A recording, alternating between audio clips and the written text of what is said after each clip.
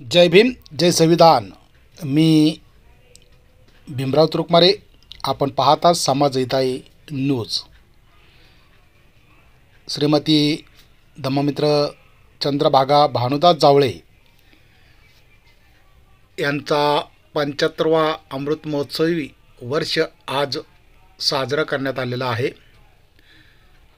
चंद्रभागा जावळे ह्या मावशी 75 वर्षाच्या झालेल्या आहेत। रत्न बौद्ध महासंघातले ज्येष्ठ धम्मचारी यशोसागर यांच्या त्या मातुश्री आहेत।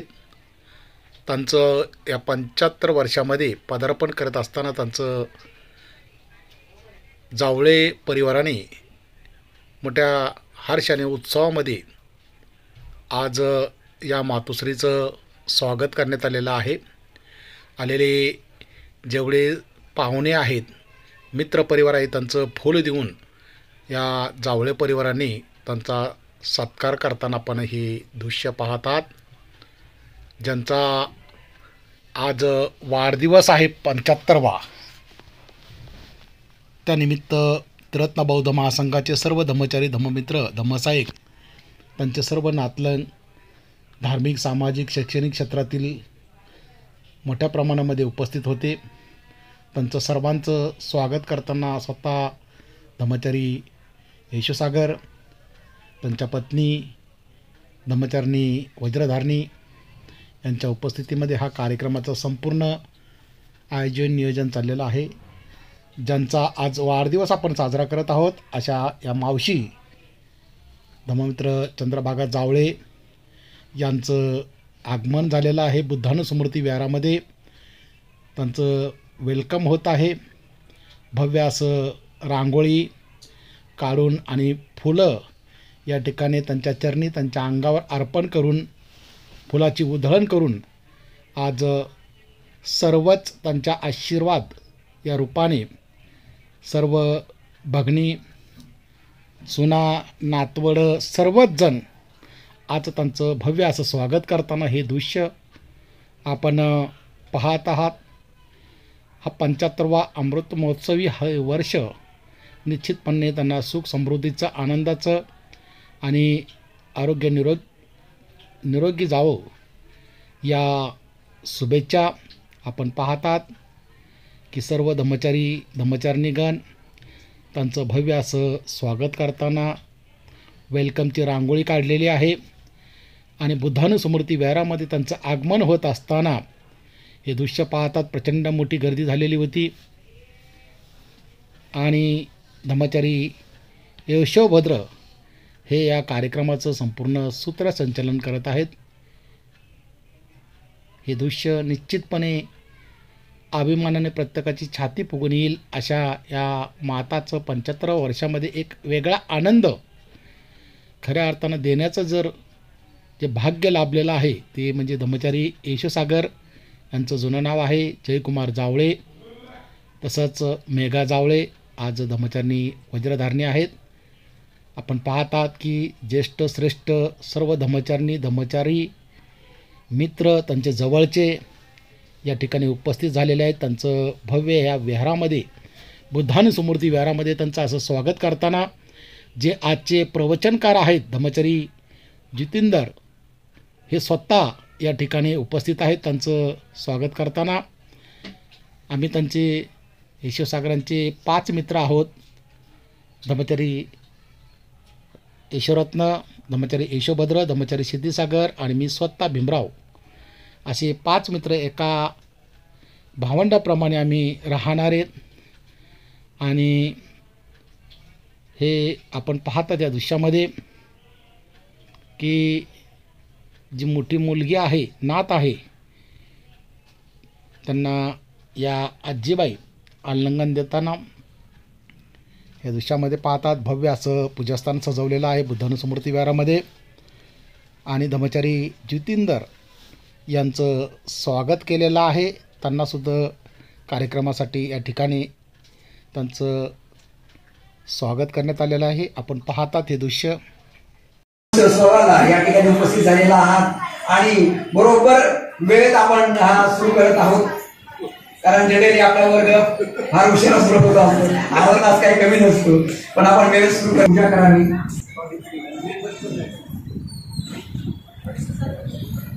त्याचबरोबर यशोसागर यांना देखील विनंती आहे की त्यांनी देखील अर्पण करायचे. अर्णव आणि अभिनीत कुठे आहेत? त्यांनी देखील या पुढे.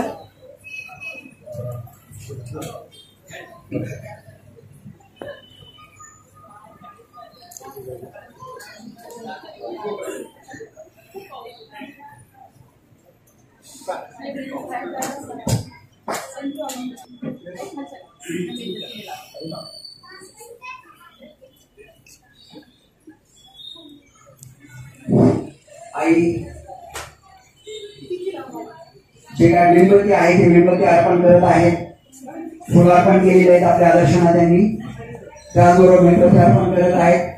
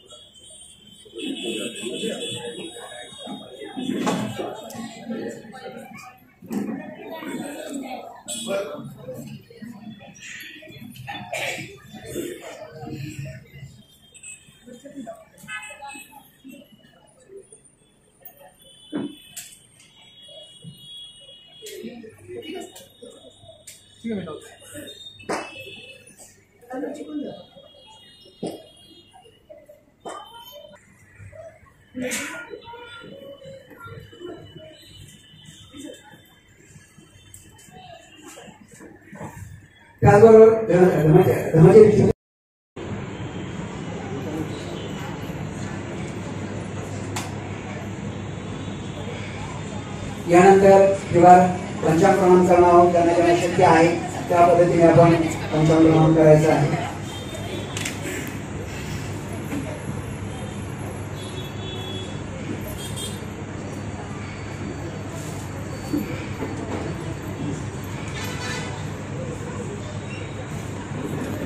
सर्वांचं स्वागत करतोय की कारण या कार्यक्रमाला बरेच जण बाहेरून आलेले आहेत, वेगवेगळ्या ठिकाणून या कार्यक्रमाला आलेले आहेत, काही सावळजून आलेले आहेत, खास करून काही काळेवाडी जे साई वैष्णवी पार्क आहे तिथून आलेले आहेत आणि या शहरातून वेगवेगळ्या ठिकाणून या ठिकाणी आपण उपस्थित आलेला आहात. तर आपलं सर्वांचं स्वागत. तर कार्यक्रम ह्या पूजा आपण घेणार आहोत. त्यानंतर आजचा हा जो मुख्य सोहळा आहे आईचा अमृत महोत्सव सोहळा आहे, या सोहळ्यानिमित्त एक सुंदर असं गीत आपण आईच्या बाबतीत ऐकणार आहोत. त्यानंतर आईचं आपण स्वागत करणार आहोत. स्वागत झाल्यानंतर काही प्रस्तावना होणार आहे. त्याचबरोबर प्रस्तावना झाल्यानंतर धर्माचार्य यशोसागर आपल्या समोर जी स्क्रीन दिसते आहे त्या स्क्रीनवर स्लाइड शो काय दाखवणार आहेत. ज्या काही जुन्या आठवणी आहेत त्या आठवणीचा ते उजाळा करणार आहेत. त्यानंतर आईच्या हस्ते काही लोकांचा सत्कार होणार आहे या ठिकाणी आणि सत्कार झाल्यानंतर आपण मनोगत ऐकणार आहोत काही लोकांचे आणि हे जे मनोगत असणार आहे ते 3 मिनिटांसाठी प्रत्येकाला वेळ दिलेला असणार आहे. तो 3 मनोगत होईल. मनोगत झाल्यानंतर आजच्या या प्रसंगी धर्माचार्य जितेंद्र आपणास मार्गदर्शन करणार आहेत किंवा मुख्य असं प्रवचन ते देणार आहेत. त्यानंतर आपण आईला देखील ऐकणार आहोत. या झाल्यानंतर आईचं देखील मनोगत आपण व्यक्त करणार आहोत, ऐकणार आहोत. त्यानंतर आशीर्वाद वर्गाता आणि केक कापून आपण हा जो काही सोहळा आहे या ठिकाणी साजरा करणार आहोत. धर्मपालन गाथा घेऊन आल्यानंतर तो संपन्न होणार आहे. तर आपण सुरुवात करूयात गाथा पठणाला. नमो तस् भगवतो अरहतो सम्मा सम्बुद्धस्स.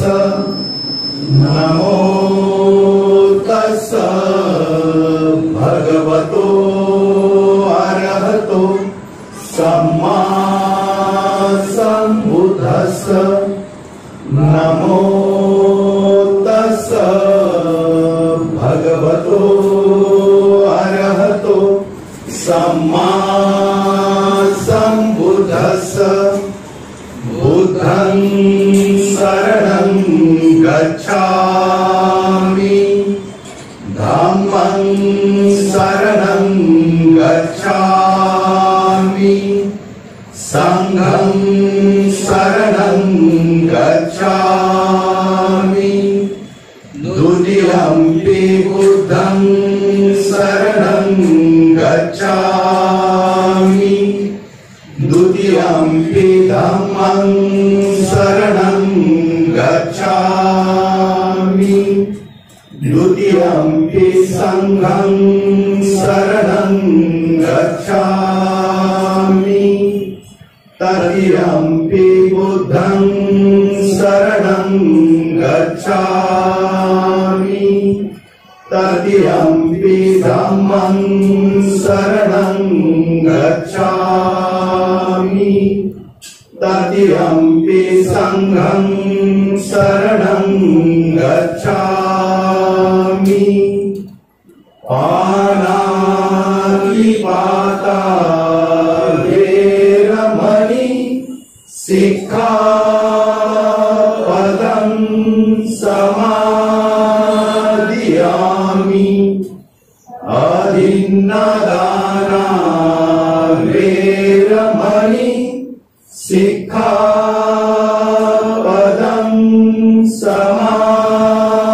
समादियामि कामेषु मिच्छाचारा वेरमणि सिक्खापदं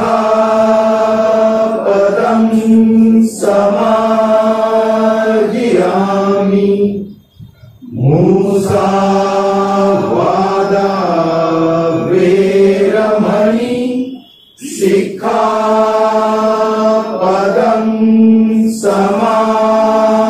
समादियामि सूरामेरय मज्ज पमादखाना वेरमणि सिक्खापदं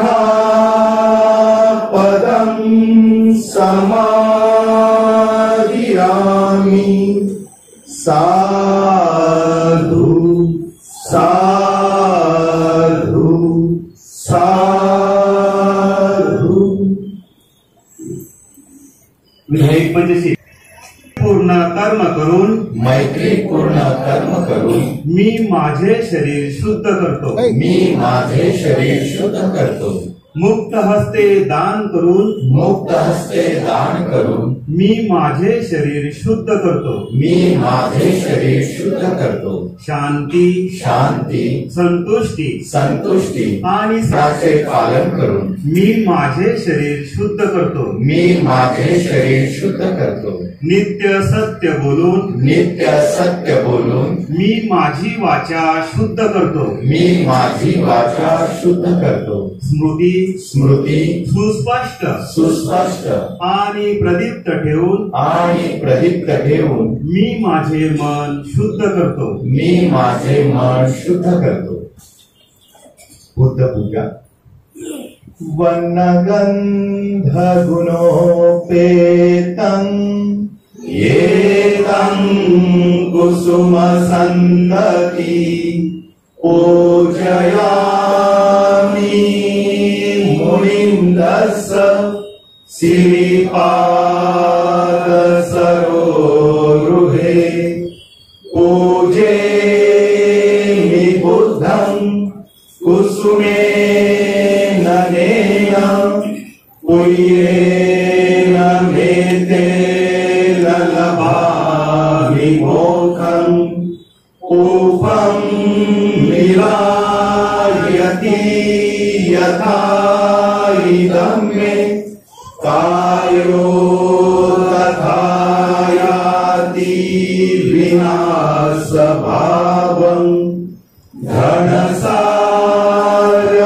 घनसारपतितेन दीपेन तमदंसिना शिलोकदीपं सम्बुद्धं पूजयामि तमोनुदं सुगन्धिकाय वदनम् अनन्तगुणगन्धिना सुगन्धिनाहं गन्धेन पूजयामि तथागतं बुद्धं धम्मं च संघं सुगततनुभवा धातवो धातु गभ्रे लंकायं जम्बुदीपे तिरसपुरवरे नागलोके चतुर्थे सबे बुधस्स बिम्बे सकलदसदिसे केसलो महाविधातु वन्दे सबे विबुद्धं दशबलतनुजं बोधिचेत्यं नमामि वन्दामि चेत्यं सब्बठानेषु पठितं साररिकधातु महाबोधि बुद्धरूपं सकलं सदा. एक गीत ऐकणार आहोत. आईच्या कार्याला किंवा आईला समर्पित असं गीत. तर गृहमित्र विजय मला ताई बनसोडे यांना अशी विनंती करतो त्यांनी पुढे यावं आणि या ठिकाणी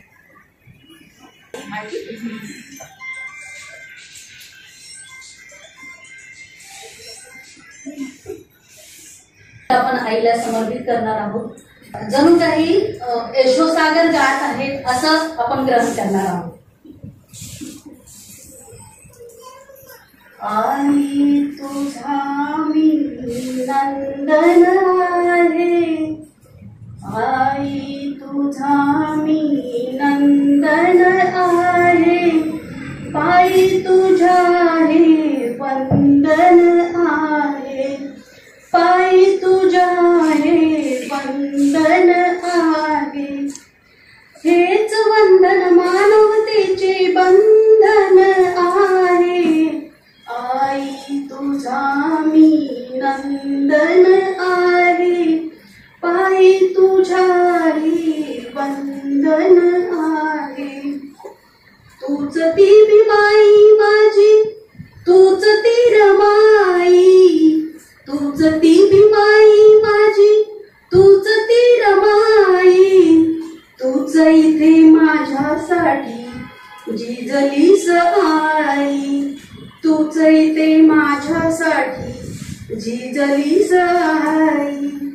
जीवन तुझे चंदन आहे, पायी तुझ्या हे वंदन आहे.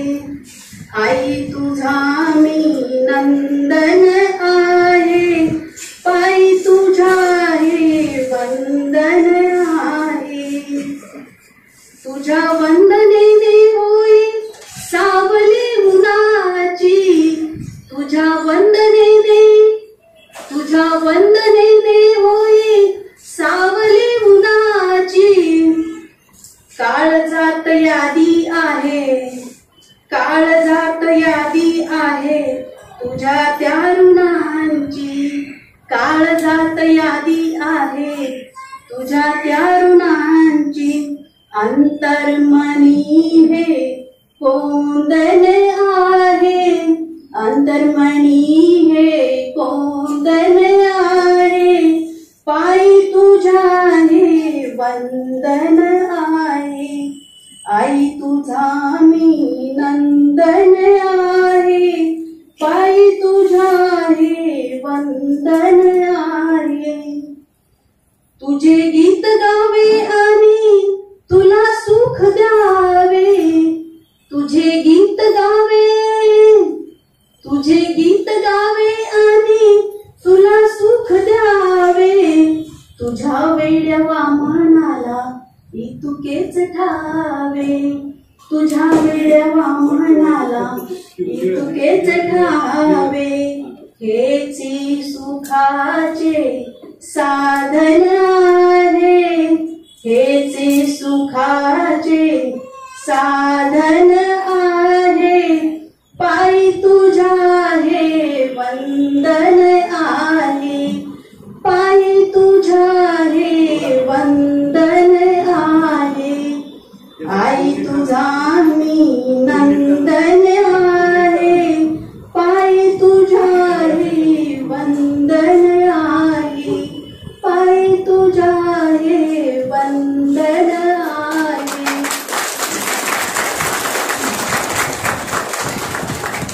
सुरुवात केलेली आहे आणि खरोखरच खूप सुंदर असं गीत केलेलं आहे. आणि या माध्यमातून लक्षात येतं की आई हा शब्द जरी आपण उच्चारला तर सर्व जे काही संकट आहेत, जेवढ्या अडचणी आहेत, जणू काही त्या संपूर्ण संपल्यात काय अशाच प्रकारची भावना झाल्याशिवाय आपल्याला राहू शकत नाही. तर पुण्याच्या आपलं धन्यवाद.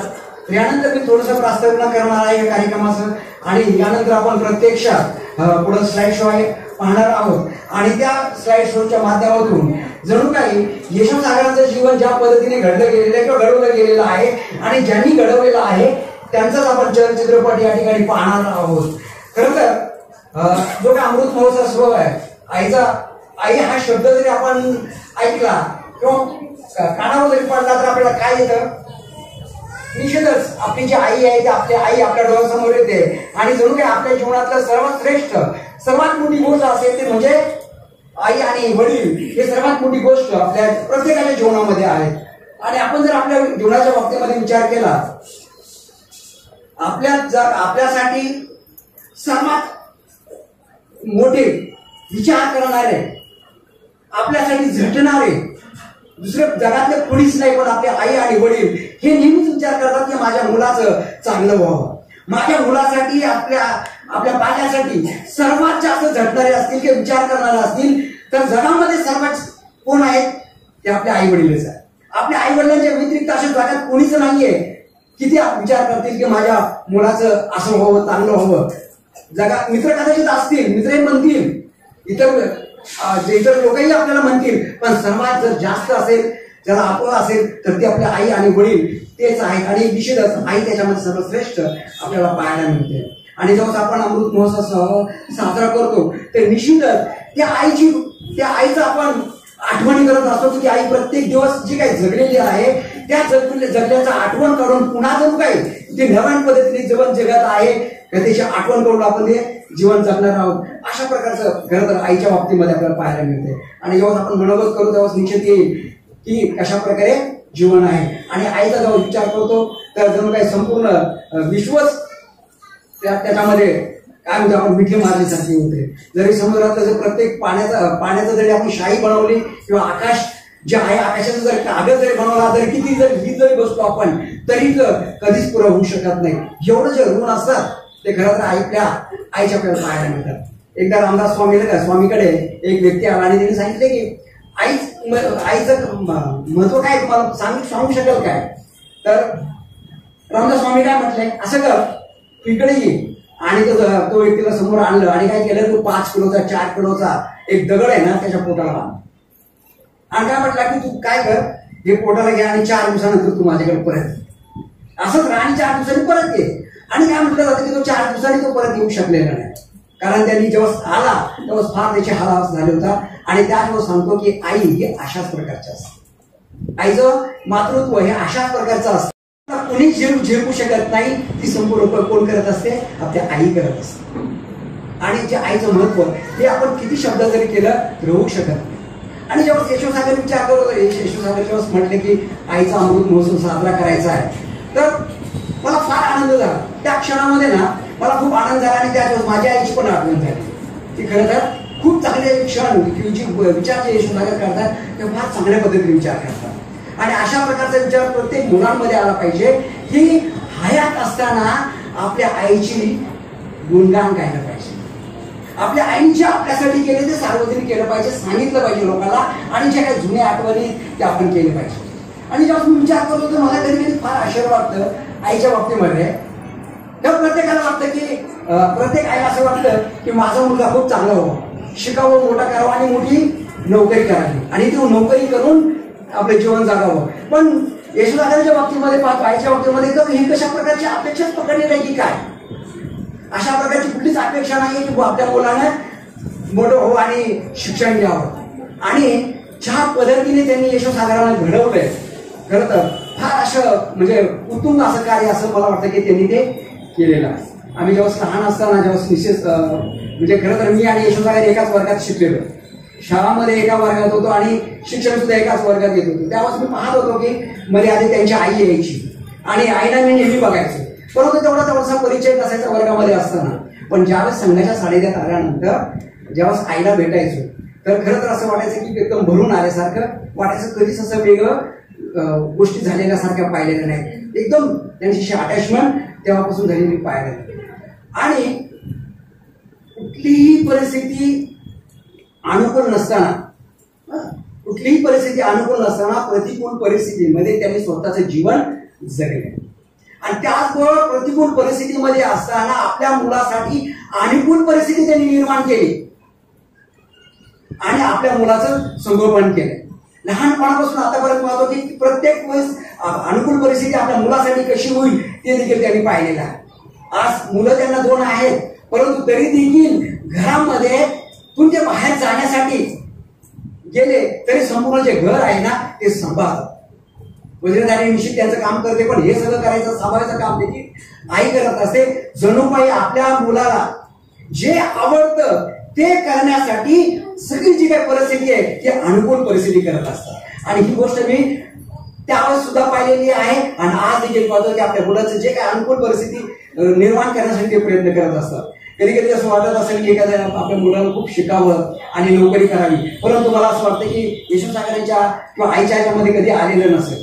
कारण ज्यावेळेस त्यांनी शिक्षण घेत होते आणि ज्यावेळेस संघाच्या सानिध्यात आले आणि संघाच्या सानिध्यात आल्यानंतर त्यांचा जो काही कल होता तो धार्मिक पिंड होता, धार्मिक काम करण्यासाठी. आणि शिक्षण घेत असताना ते धार्मिक काम करायला लागले, धार्मिक काम करताना ते पूर्ण वेळ काम करायला लागले. तरी सुद्धा कधी विरोध केलेला असं मला पाहिला नाही. आणि आपल्या मुलाला जी गोष्ट आवश्यक आहे ना ती गोष्ट ते करत आहे. आणि ही गोष्ट देखील तितकीच बरोबर आहे की ते त्यांनी जेवढ्या पद्धतीने आपल्या मुलाचं संगोपन केलेलं आहे त्याच पद्धतीने देखील त्यांच्या मुलांनी ते संगोपन स्वतः विकसित केलेलं आहे. त्यांना ज्या गोष्टी वाटतायत धर्मप्रसारासाठी आज आपण पाहतो की यशोसागर यांचं योगदान फार मोठं आहे. मी त्याचं योगदान सुद्धा पाहिलेलं आहे. त्याच्यासोबत काम केलेले अनेक क्षेत्रामध्ये त्यांनी काम केलेले, अनेक वेगळ्या ठिकाणी सेंटरला जातात, काम करतायत आणि अनेक लोकांना काय करतात ते संघाच्या सानिध्यात आणतात आणि खरा व्यक्ती घडवण्यासाठी मदत करत असतात. आणि हे सर्व जे घडतं हे सर्व करतं जणू काय आईच्या असलेल्या त्यांच्या कर्मामुळे, त्यांच्या पुण्याईमुळे. आणि त्यांनी आईने ज्या पद्धतीने घडवलंय त्या पद्धतीने ते पूर्ण करतात. जणू काही आई आणि मुलाचा जो काही संगम आहे, ज्या गोष्टी आवश्यक आहेत त्या जणू काही सर्व गोष्टी आईने पण तेवढ्याच केलेल्या आहेत आणि त्याचबरोबर प्रतिसाद म्हणून मुलाने देखील तेवढ्याच पद्धतीने घडून आलेल्या आपण सर्वजण पाहत असतो. आणि म्हणून त्यांनी जे काही संगोपन ज्या पद्धतीने केलेलं आहे त्या संगोपनाचा खरं तर एक उजाळा झाला पाहिजे, तो आपण या ठिकाणी करणार आहोत. आणि त्याचबरोबर ज्या पद्धतीने आईने संगोपन केलेलं आहे आणि ज्या पद्धतीने वाढवलेलं आहे त्याची तरी कुठेतरी कृतज्ञता व्यक्त झाली पाहिजे. आणि ती कृतज्ञता कधी हयात असताना कृतज्ञता व्यक्त केली पाहिजे.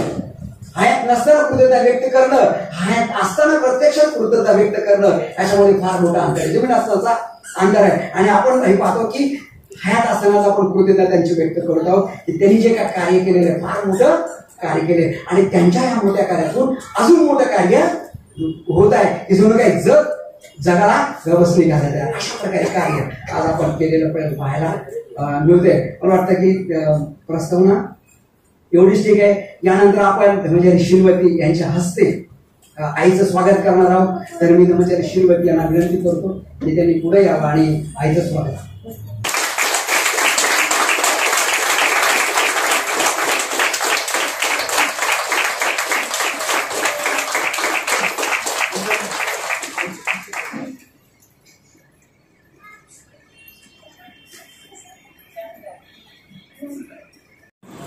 आपण सर्वांचे मी सर्वप्रथम खूप खूप धन्यवाद करू इच्छितो. या सगळ्यांमध्ये ते लोक सहभागी आहेत, ते लोक निमंत्रित आहेत जे गौतम नगरमध्ये पिंपरी या ठिकाणी अनेक वर्ष राहिले. आईंना ज्यांनी आई जेव्हा एकटी होती, मी नव्हतो, माझे वडील नव्हते, त्या काळात ज्या लोकांनी मदत केलेली आहे ते सगळे लोक इथे आहेत. त्याचबरोबर आता ज्या ठिकाणी आम्ही राहतो आहोत साई वैष्णवी बार, त्या बिल्डिंग मध्ये आईवर प्रेम करणारी सगळीच मंडळी इथे उपस्थित आहेत. खरं तर आणखीन एक मावशी होत्या काही वर्षापूर्वी त्या आमच्याकडे निघून गेलेल्या आहेत, वायदंडे मावशी. आई आणि त्याच दोघी अशा होत्या की ज्या सर्वात वयस्कर आमच्या बिल्डिंग मधल्या होत्या. आणि त्यामुळे आमची सगळीच बिल्डिंग जी आहे साईबाई वैष्णव पार्क ती इथे आहे. तर त्याचा पण मला खूप खूप धन्यवाद वाटतो. आईच्या गावचे भाऊ बहिणी काही कारणास्तव येऊ शकलेला नाहीये, परंतु भाच्या आलेल्या आहेत, जावई आलेल्या आहेत आणि सगळ्यात महत्वाची गोष्ट की इथे मोठ्या संख्येने जो उपस्थित आहे तो आईचा संघ परिवार आहे. ज्या संघामुळे खरं तर हे दिवस आम्हाला बघायला मिळालेले आहे, तो संपूर्ण संघ परिवार इथे उपस्थित आहे. आणि मला असं वाटतं की त्यांच्यासमोर आईची जीवनगाथा सांगताना किंवा प्रकट करताना मला खरंच चांगलं वाटतंय. स्लाइड शो टेक्निकल डिफिकल्टीमुळे थोडासा अडचणीत आलेला आहे, काहीतरी जात नाहीये, काहीतरी होत नाहीये.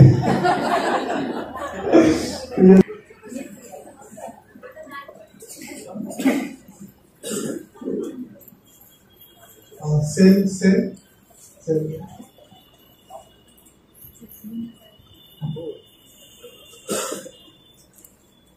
थोडासा सेल काढून हे करा. खरं तर म्हणजे 1972ला हे कुटुंब जे आहे ते पुण्यामध्ये होतं. 1972च्या दरम्यान 70, 71, 72च्या दरम्यान वडगाव शहरीमध्ये. त्यानंतर हे कुटुंब पिंपरीला शिफ्ट झालं. वडगाव शहरीमध्येच असताना आईला पुत्रलाभ झालेला होता.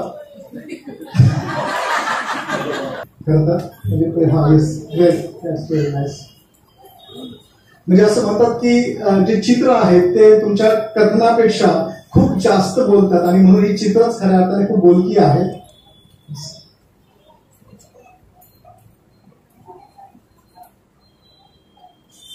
तर हा खरं तर आईचा कृतज्ञता सोहळा आहे. असं म्हणतात की कृतज्ञता ही सर्व गुणांची जननी आहे. ज्यांच्यामध्ये कृतज्ञता नाही त्यांना कुठलाच गुण असून सुद्धा त्याचा उपयोग होऊ शकत नाही आणि म्हणूनच कृतज्ञता अतिशय महत्वाची गोष्ट आहे. आई फार सुंदर हसते, माझ्यासोबत तिचा फोटो आहे, पण त्या हास्यामागे तिचा अथक परिश्रम आहे. अतिशय कठीण परिस्थितीत ती इथपर्यंत आलेली आहे. त्या कठीण परिस्थितीत तिने जे योजलेलं होतं किंवा तिने जे ठरवलेलं होतं ते कुठेतरी साकार होताना तिला पाहायला मिळालेलं आहे आणि त्याच ते सुंदर असं हास्य. आईचा जन्म सावळज तालुका तासगाव जिल्हा सांगलीचा आहे आणि हे आईचे आई वडील आहेत. ही भावंड दिसते तुम्हाला की 1, 2, 3, 4, 5, 6 आणि आई 7वी म्हणजे 7 भावंड आहे. त्याच्यापैकी अशोक नावाचा जो भाऊ होता जो अगदी तरुणपणेच त्याचं निधन झालं आणि शकुंतला नावाची जी बहीण आहे ती मागच्या कोरोनाच्या कालावधीमध्ये करोनामध्ये तिचं निधन झालेलं आहे. पण तुम्ही जर माझ्या आजीला बघितलं आणि माझ्या आईला बघितलं तर काय दिसतं? एक्झॅक्टली. तर ती एक प्रकारे तिच्या आईचंच जणू काही प्रतिरूप आहे. आणि हा आईच्या बहिणी आहेत, 4ही बहिणी. डावीकडून पहिल्या ज्या आहेत त्या शकुंतला आहेत, ज्या नाही आहेत आता आपल्यासोबत. त्यानंतर शालन आहे, मध्ये आई आहे आणि वंदना नावाची सगळ्यात छोटी त्यांची बहीण आहे. खाली जर तुम्ही बघितलं तर डावीकडून शांताराम नावाचा लहान भाऊ आहे. त्याच्यानंतर मधला तो भाऊ आहे पण तो इथला नाही, इंग्लंडचा आहे. ते त्यांच्या भेटीला गेलेले होते खरं तर. आणि त्यानंतर जे आहेत ते उत्तम नावाचे बंधू आहेत जे आज आपल्यामध्ये इथे उपस्थित आहेत. थोड्या वेळात ते आपल्याला पाहायला असले होते. आणि मग त्याच्यानंतर माझ्या मामी आहेत म्हणजे आईची वहिनी आहे, वहिनीचा मुलगा आहे, वहिनीची सून आहे आणि वहिनीचे दोन्ही पण नातू आहेत. आणि त्या बाजूला माझी लहान मामाची बायको जी आहे ती आहे म्हणजेच आईची वहिनी, दुसरी वहिनी आहे. आईची विहीन बाई आहे आणि 2 नातू आहेत. त्यानंतर हा आईचा गोतावळा आहे, खूप मोठा तसं पाहायला गेलं तर गोतावळा आहे. आता सगळ्यांचीच नावं मी सांगितलेली. याच्यामध्ये आईच्या लहान बहिणीची मुलगी आणि तिचा जावई आणि तिची मुलं पण आहेत. आणि हा फोटो त्यावेळेचा आहे ज्यावेळेस केरेवाडीचं उद्घाटन होतं सांगली जिल्ह्यातील आपल्या शिबिर केंद्राचं. तेव्हा आईचे नातेवाईक तिथे सगळे जमा झालेले होते. पुन्हा बहिणी आहेत, भाच्या आहेत, नातू आहेत. हे सगळं नात नाती आहेत, तुम्हाला दिसतं. सगळ्यांची नावं मी नाही सांगणार आता, आपल्याकडे. आईचा हा ठळक जीवनक्रम आहे. ती मुंबईची झोपडपट्टी आहे. आई खरं तर लाल डोंगर चेंबूरच्या झोपडपट्टीमध्ये वाढलेली आहे. त्यानंतर उल्हासनगरला काही कालावधी त्यांचा गेलेला आहे. मुंबईत बालपण त्यांचं गेलेलं आहे. त्यानंतर आईचे वडील टाटा कंपनीची नोकरी सोडून शेतीसाठी, म्हणजे आत्ताच्या जगात कोणी करणार नाही, शेतीला त्यावेळेस एवढं महत्व होतं की महत्वाची नोकरी सोडून ते शेतीसाठी गावी गेलेले होते. अर्थात त्याचा चांगला वाईट परिणाम त्यांच्या कुटुंबाला भोगावा लागलेला आहे. लहानपणीच घराच्या भावंडांची जबाबदारी आली होती. मला असं वाटतं की म्हणजे माझे मामाजी इथे आहेत आणि आईनी भावांची पूर्ण जबाबदारी घेतलेली होती. हे दोन्ही भाऊ म्हणजे तिन्ही भाऊ खरं तर म्हणजे आश्रम सोडले, तर 2 भाऊ चाकरीला राहून बहिणीची त्यांनी लग्न केलेली आहे. मुंबईत असतानाच भानुदास जावळे यांच्याशी त्यांचा विवाह झालेला आहे. त्यानंतर पती जे आहेत ते ड्रायव्हर होते व्यवसायाने. आईने घरासाठी मासे विकण्याचं काम केलेलं आहे. आणि मला प्रसंग आठवतो की ती मासे विकत असताना मी तिच्या बाजूला बसलेलो होतो आणि मी काहीतरी मागत होतो हे तिने मला सांगितलेलं आणि मी लवकर दिलं नाही म्हणून मी तिचा कान ओढला होता. तर तिचा कान माझ्यामुळे तुटला. अनेक वर्ष तो तुटलेला कान तसाच होता. त्यानंतर तिने पुण्यात त्याचं ऑपरेशन करून घेतलेलं होतं. त्यानंतर हे कुटुंब मुंबईतून पुण्यात स्थलांतरित झालं वडगाव शेरीला. आणि वडगाव शेरीला माझे वडील ड्रायव्हर म्हणून मॅच्युअर फॅक्टरीमध्ये काम करत होते. आणि तिथेच संसार त्यांचा फुलायला सुरुवात झाली. कल्पना करा कोण असेल.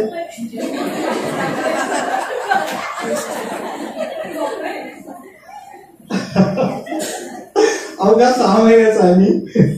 आणि आई जुन्या जर हिरोईन बघितल्या तुम्ही त्याच्यापेक्षा काही कमी नाही ना का. येस. आणि माझे वडील पण निश्चितच कुठल्या हिरोपेक्षा कमी नाही. आणि वडगाव शहरात राहत असतानाचा हा गोतावळा आहे. आईला जर तुम्ही बघितलं ह्या तरुण मुलींसोबत तर या फोटो निश्चितच वाटेल तुम्हाला की आई फार वेगळी दिसते. बरोबर. येस. आणि मग या बाजूला मी, माझे वडील, आई आणि त्या बाजूला आणि हा मुलगा. आईचे जे तिथे जे कोणी शेजारी बनलेले होते त्यांच्यासोबतचा हा फोटो आहे वडगाव शहरात राहत असताना. त्यानंतर वडगाव शेरीतून म्हणजे त्या वडगाव शेरीतून आम्ही पिंपरीत स्थलांतरित झालो. पिंपरीत आईने सगळ्यात जास्त कष्टाचं काम केलेलं. खडी मशीनवर खराळवाडी इथे, ज्यांना खराळवाडी माहिती आहे त्यांना माहिती आहे की तिथे खडी मशीनवर ते काम करायचे. तिथेच बाजूला पूर्वीच नगरपालिकेचं ऑफिस होतं, त्याच्याच बाजूला खडी मशीन होती. त्यानंतर शेतीत सुद्धा तिने काम केलेलं आहे. म्हशीला शेंगा आणण्यासाठी, काळीवडीत शेंगासाठी. आणि त्यानंतर माझ्या वडिलांनी स्वतः आईला जेटी ग्लास फॅक्टरीमध्ये नोकरीला लावलेलं होतं. तर आई त्या माणसाच्या बाजूला जे दिसते ती आई काम करताना पाहायला मिळते आपल्याला. काचेवर खूप कठीण काम होतं. सतत काचा लागायच्या. आईचं एक बोट वाकडं आहे त्याच्यामुळे, कारण एक अशी काच घुसली आतमध्ये की तिला ऑपरेशन शिवाय काढणं शक्य नव्हतं. आणि जीवनातील हा मोठा प्रसंग आहे, सर्वात मोठा आघात आहे. माझे वडील जे आहेत किंवा आईचे पती जे आहेत ते 1983 ला गेले. त्यानंतर आईने स्वतःच्या हिमतीवर स्वतः हे घर बनवलेलं होतं. 10x12चं 10x15चं घर असेल, 10x12च असेल कदाचित ते.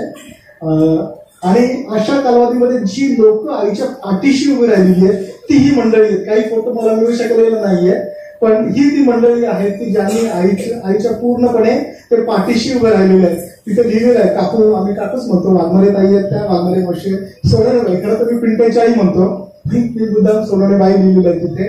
त्यानंतर लता सोनवणे आहेत, कोळीशी मावशी आहे आणि त्यांची आई आहे. आणि इकडे जे लोक भावासारखे उभे राहिले म्हणजे माझ्या आईवर म्हणजे आईचे भाऊ इथे इमिजिएटली येणं शक्य नव्हतं, 6-7 तासाचं अंतर होतं. अशा वेळेस भाऊ म्हणून कोण पाठीशी होतं तर ही ती मंडळी होती. वाघमारे त्याच्यामध्ये आहेत, असू भाऊ आहेत, अजिनाथ आहेत, पंडितनाथ आव्हाड आहेत. अशा लोकांनी आणि साबळे अशा खूप साऱ्या लोकांनी आईला खूप सारा सपोर्ट केलेला आपल्याला पाहायला मिळतो.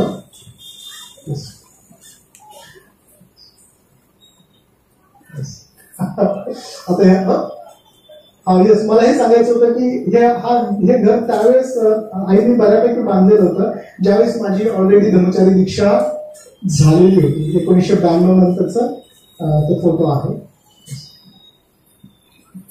आणि 1999 इथे यशोभद्रांनी त्यांच्या आईचा उल्लेख केलेला आहे. त्या इकडून यशोभद्राची आई आहे डावी बाजूने माझी आई, मी, वैश्वधारिणी, सिद्धीसागरांची आई आणि रत्नसागरांची आई.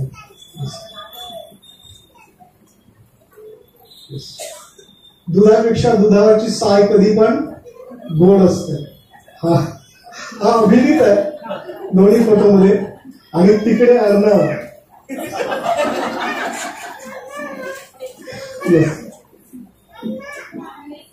लाडवाचे नाव आजीशिवाय अधिक चांगलं कोण करू शकतं नाही का. सगळ्या प्रकारचे लाड केले. सगळेच फोटो मला काही काढता आलेले नाही. येस. आणि हा सगळा मित्र परिवार आहे आईचा पूर्णपणे अगदी सुरुवातीपासूनचा. शील भारती आणि त्यांचा परिवार जो आहे ती ओशी नाही छोटीशी जितेंद्र म्हणजे जितेंद्रच्या त्या सुविद्य पत्नी आहेत, त्यांची ती मुलगी आहे. हा परिवार नेहमीच आमच्या सोबत सुरुवातीपासून राहिलेला आहे.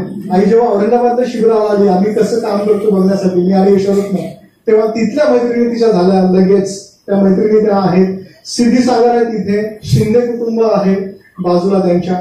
हे मंडळी सतत आमच्या पाठीशी राहिलं. ते माझं पहिलं घर आहे काळवडीतलं, ज्याच्यामध्ये सिद्धीसागरांचा मोठा वाटा आहे. त्यांच्याशिवाय ते घर शक्य नव्हतं, मावशीशिवाय ते घर शक्य नव्हतं. ह्या मावशी म्हणायच्या मागच्या, म्हणजे सिद्धीसागरांच्या आई, की ते माझ्या दुसऱ्या मुलाचं घर आहे. येस. आणि ह्या माझ्या आईच्या 2 विहीन बाई. दोन यासाठी कारण माझे सासरे फार लकी आहे.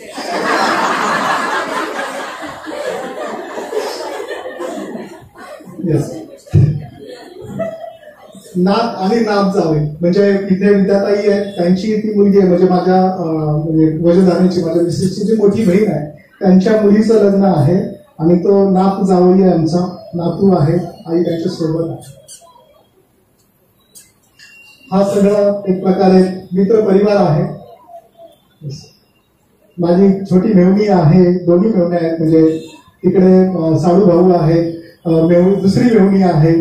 येस. खरं तर मोठ्या मेवण्यांना इकडे मेवणं म्हटलं जात नाही. मी जिथं लग्न केलंय तर नागकडचं असं म्हणावं लागतं, तर आता तुम्हाला कळावं म्हणून. येस. हे फोटो सुद्धा खूप बोलके आहेत.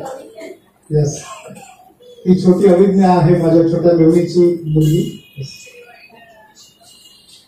तिकडे शांती कीर्ती आहे धर्मचारिणी औरंगाबादची, जी मला भाऊ म्हणते आणि आईला आपली आई म्हणते.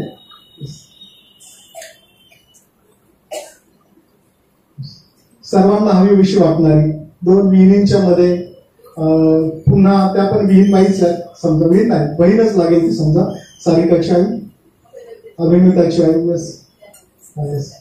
आता सध्या त्या आपल्यामध्ये नाहीये. अभिनेता आहे, माझी नात आहे स्वीटी. आणि ह्या नांदेडच्या ताई आहेत कोणत्या. हे फोटो स्वतः खूप बोलके आहे. अनेक लोकांशी याचे संबंध आहे.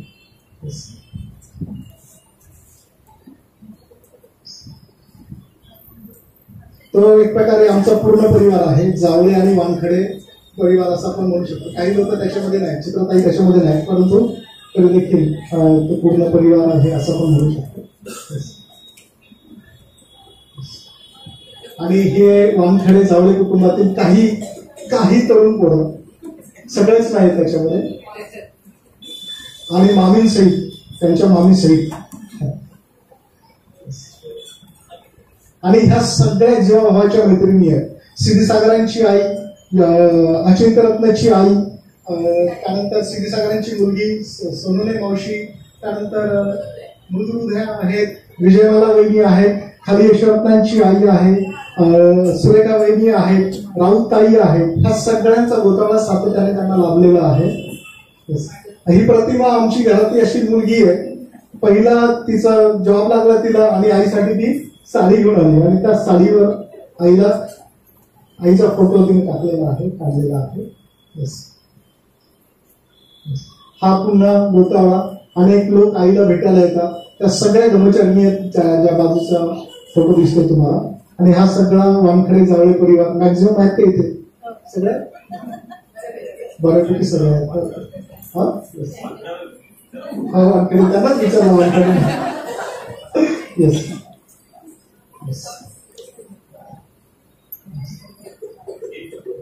हा मधला स्वागत आहे विद्यार्थ्यांचा, म्हणजे माझ्या सासूचा मोठा मुलगा.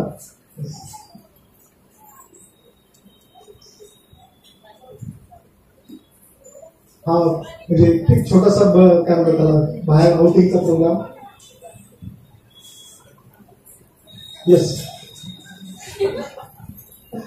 आई म्हणजे अतिशय कष्टाचं काम करत असताना पण तिने शिबिरं सोडलेली नाही. हे तिचं पहिलं शिबिर आहे. जेव्हा ती शिबिराला गेलेली होती ते सगळे जुने ब्रह्मचारी आहेत. जर तुम्ही ओळखत असाल तर सुरंगम या बाजूला आहे, त्या बाजूला उपराजा आहेत, चंद्रपतीमध्ये बसलेले आहेत, उपरत्न आहेत, अमोघ वीर्य आहेत आणि महाबोधानंद आहे.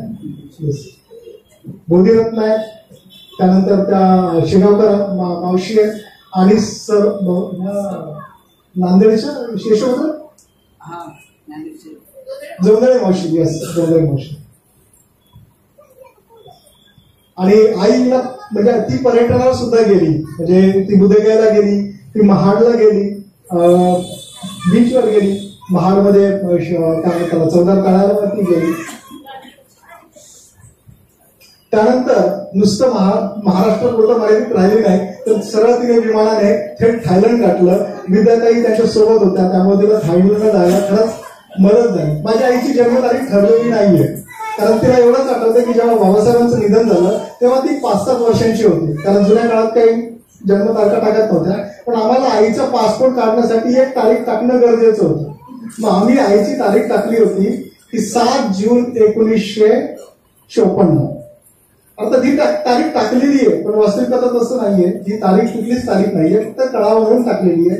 आणि मग अनेक दिवसापासून आम्हाला असं वाटतं की आईचा वाढदिवस आणि कृतज्ञता सोहळा साजरा करावा, म्हणून 1 महिना लेट होईना आजचा दिवस आम्ही निवडलेला आहे. आणि मग आईची पहिली थायलंड वारी झाली. हे थायलंडचे वेगवेगळे फोटो आहेत, विद्यार्थी सतत सोबत आहेत त्यांच्या. थाई बुद्धविहार आहे. सुंदर अशा हॉटेलमध्ये ते थांबलेले होते, सुंदर असं जेवण होतं. हा, आणि मी ज्या ट्रस्टमध्ये काम करतो, करुणा ट्रस्ट नावाची जी संस्था आहे, ती इथल्या ट्रस्टला मदत करायची. तर त्यांना असं वाटलं की नाही, मी त्यावेळेस चेअरमन होतो, आणि त्यांना असं वाटलं की यशू सागरांच्या घरी जाऊन बघितलं पाहिजे की त्यांची परिस्थिती काय आहे, कशा स्वरूपाची आहे. त्यावेळेस मग आईचा इंटरव्ह्यू घेण्यासाठी धर्मचारी अमोल गजला, आणि त्यावेळेस ती अँड्रिया होती, आता ती धर्मचारी झालेली आहे, आता नवीन नाव मला तसं नाही माहिती. तर ते दोघेही आईचा इंटरव्ह्यू घेण्यासाठी आलेले होते.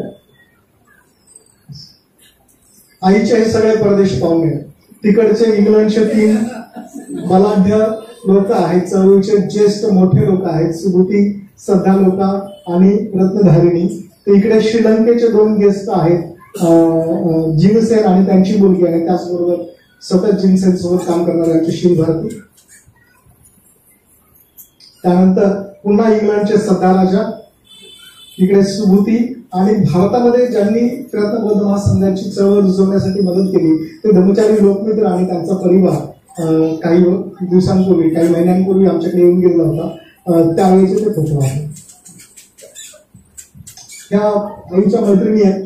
त्या बाजूला धर्मचारी वज्रेश्वरी आहे, या बाजूला धर्मचारी अचला आहेत, मध्ये आर्यजय आहेत, आणि तिकडच्या नागेश्वरी आणि शाकेजात आहेत. नागेश्वरी न्यूझीलंडच्या आहेत, ह्या मधल्या ऑस्ट्रेलियाच्या आहेत, अचला पण ऑस्ट्रेलियाच्या आहेत, आणि वज्रेश्वरी सुद्धा ऑस्ट्रेलियाच्या आहेत. शाकेजाता फक्त इंग्लंडच्या आहेत, मँचेस्टर इंग्लंडच्या आहेत. येस, आता हे सांगायला नको की हे जे काही दिसतंय ते आमचं घर नाहीये, ज्या वेळेला आम्ही बाहेर गेलो होतो. पण जे काही वैभव लाभलेलं आहे ते कुणामुळे आहे? आज जे काही आम्ही आहोत ते केवळ आईच्या त्यागामुळे, समर्पणामुळे आणि कष्टामुळे आहे. जर आई नसती तर कदाचित मी नसतो, किंवा खरं तर मला जे करू द्यायचं होतं आईने ते जर मला करू दिलं नसतं तर कदाचित मी इथे नसतो. आईला विचारलं जायचं की काय हो आई, जयाची आई, मला आमच्या जुन्या वस्तीमध्ये जया म्हणतात, जयाची आई तुम्ही एकट्या आणि मुलाला बरं सोडलं तुम्ही औरंगाबादला. मी औरंगाबादला होतो, 6 तासाचं अंतर, त्यावेळेस औरंगाबादला जायला जास्त वेळ लागायचा. आईचं एकच उत्तर असायचं की ज्यात माझ्या मुलाची खुशी आहे त्यात माझी खुशी, आणि ह्याच तिच्या उत्तरानं मी इथपर्यंत येऊन पोहोचू शकलेलो आहोत. आईची ही कविता, आईचा 75 वर्षाचा सुंदर प्रवास.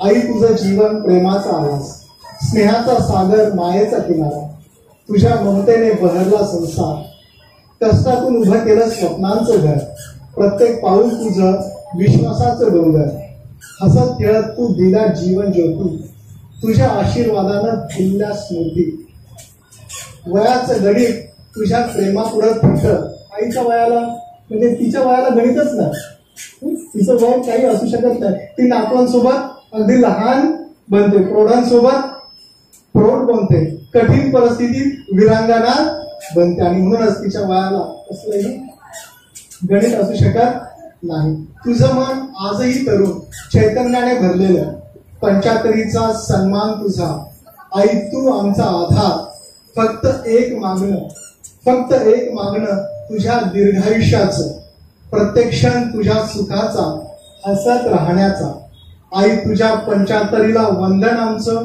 आई तुझ्या 75ला वंदन आमचं, तुझ्या प्रेमात बांधलंय जीवन आम्हा सर्वांचं, आम्हा सगळ्यांचं.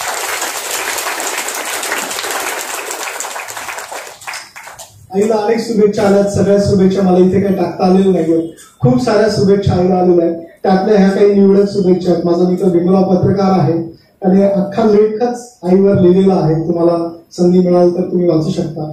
त्याने आईचं जीवन जवळून बघितलेलं आहे, त्याच्यामुळे पूर्ण जीवन जणू काही आईचं त्यांनी टाकलंय. मैत्ररत्नांनी काही सुंदर गोष्टी लिहिलेल्या आहेत, सगळ्याच वाचता येणार नाही, पण हे सगळे नागभोज, प्रज्ञादित्य, भीमराव आणि मैत्ररत्न यांच्या शुभेच्छा आहेत. अनेक लोकांनी शुभेच्छा पाठवल्या, सगळ्याच त्या देता येत नाही. आणखी मी थोडासा वेळ घेणार आहे तुमचा. काही क्लिप्स आहेत ज्या आईसोबत ज्या लोकांनी वास्तव्य केलं होतं, आईला मदत केली, त्या लोकांना आईबद्दल काय वाटतं ह्या सांगणाऱ्या छोट्याशा क्लिप आहेत, त्या 4-5 मिनिटात संपतील, आपण त्या बघूया.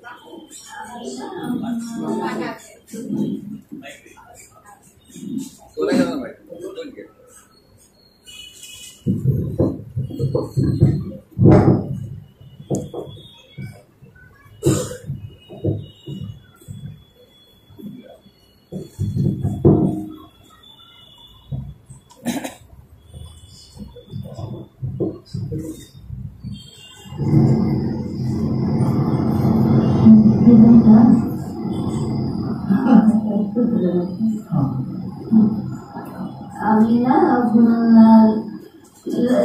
त्याचा मुलगा लहान होता ना, तेव्हापासून त्यांना फार मदत केली, त्याला सांभाळून घेतलं, त्यांनी फार हालतमध्ये डोस काढले, कसं केलं, त्याला असं एकटं पडून गेलं नाही. आमच्या माणसाने बहिणीसारखं वागवलं, मी पण मदत केली, त्यांनी आपल्या दोघीचा लय जीव होता. आता पण आम्ही एकमेकीला भेटतो, पण आता पुण्याच्या मानानं जायला येत नाही, पण आम्हाला करमत नाही का ते माझ्याशिवाय ते राहणार शकतो, त्याशिवाय मुलाला पण तिनं फार तर असं वरी आणलेला आहे. काही कसं काम केलं, कसं कष्ट केलं, कसं त्याला एका पायावर उभा केलं, तिनं फार तडाख काढलेला आहे. आता त्याचे मुलाचंही चांगले झाले, त्यांचंही चांगले झाले, सासू झाले, आता सगळे चांगलं आहे, चांगली मिळाली, दुसरे झाले आता. पण आमची दोघीची लय मैत्री होती, दोघी काही करायला तर जात होतो आम्ही. आमच्या दोघांशी तिनं विचार कोणाचाच घेतला नाही.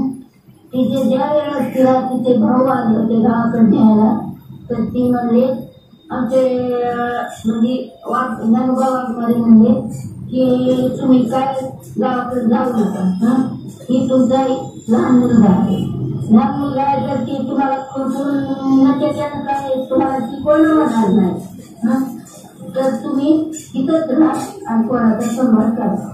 तेवढं त्याने ऐकलं, गावाकडे गेलं नाही तर त्यामुळे चांगलं झालं. त्यांचे मिस्टर होते, मिस्टर जरा हे झाले होते, तरी पण चांगली असते त्याची मी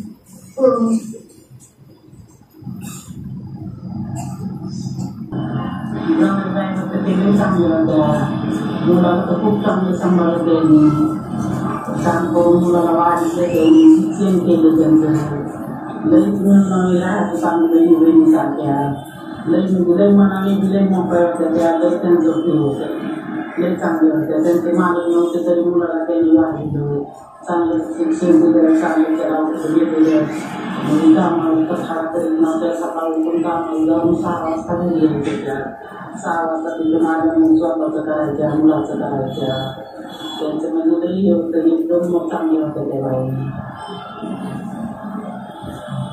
तुमचं आणि आईचं कसं होतं? आम्हाला बहिणी सारखं सकाळी आमचा चांगला होता कधी भांडण नाही काय म्हणतात सांगली असं ऐकलं की तुम्ही आणि काकूने खूप मदत केली तुला. आम्ही ते मदत येतो जाऊन मदत काय नाही त्याचं मदतीचं काय गेलं तेव्हा काय नाही ते काढून म्हणतं का माणूस आमच्या बहिणीचं आठवलं ते आम्ही करत होतो मारत नाही एकवीस होती म्हणून नाम करायचो आठवती करायचं तुम्ही करायचं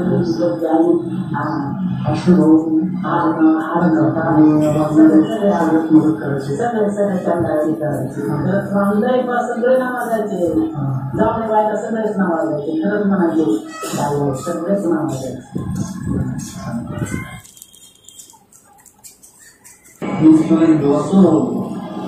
तर हे आमचे दिमाग आहे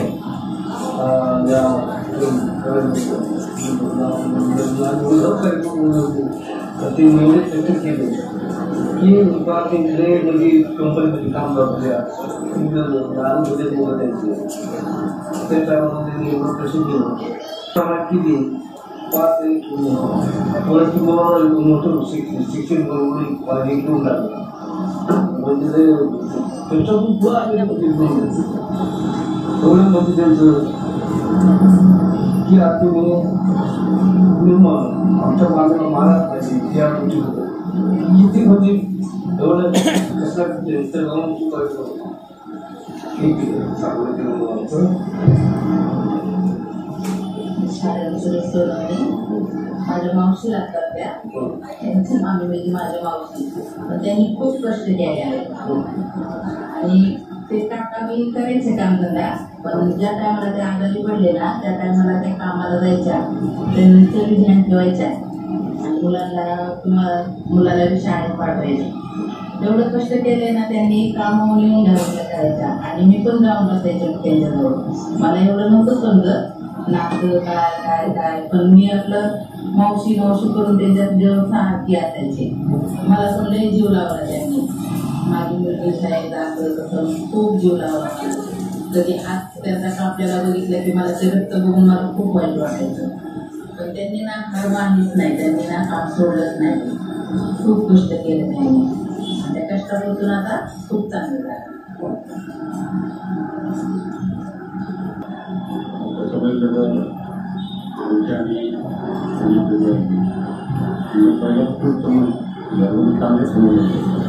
आणि आम्ही त्याबरोबर पण गावाची वातावरण आम्ही पुढे पण आमचे असे कधी सांगितलं राहिलं पण तरी आमचे घरगुती खातं आम्ही नाही त्यांनी सोडून पाहिले आणि याच्यापुढं नंतर मुलं मोठे झाले आम्हाला ते त्यांच्यात चांगले आमचे मी चांगले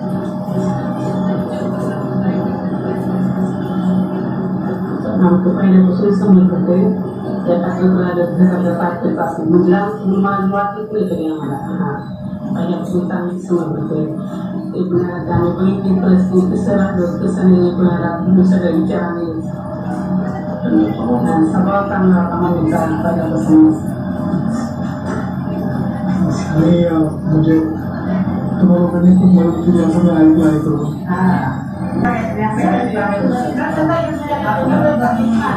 एकदम असं माझं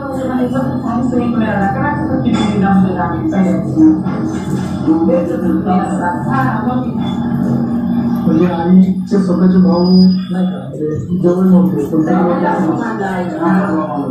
पण भाऊ पहिल्यापासून मम्मी करायची नव्हते जवळ त्यांचे पण हेच भाऊ मानले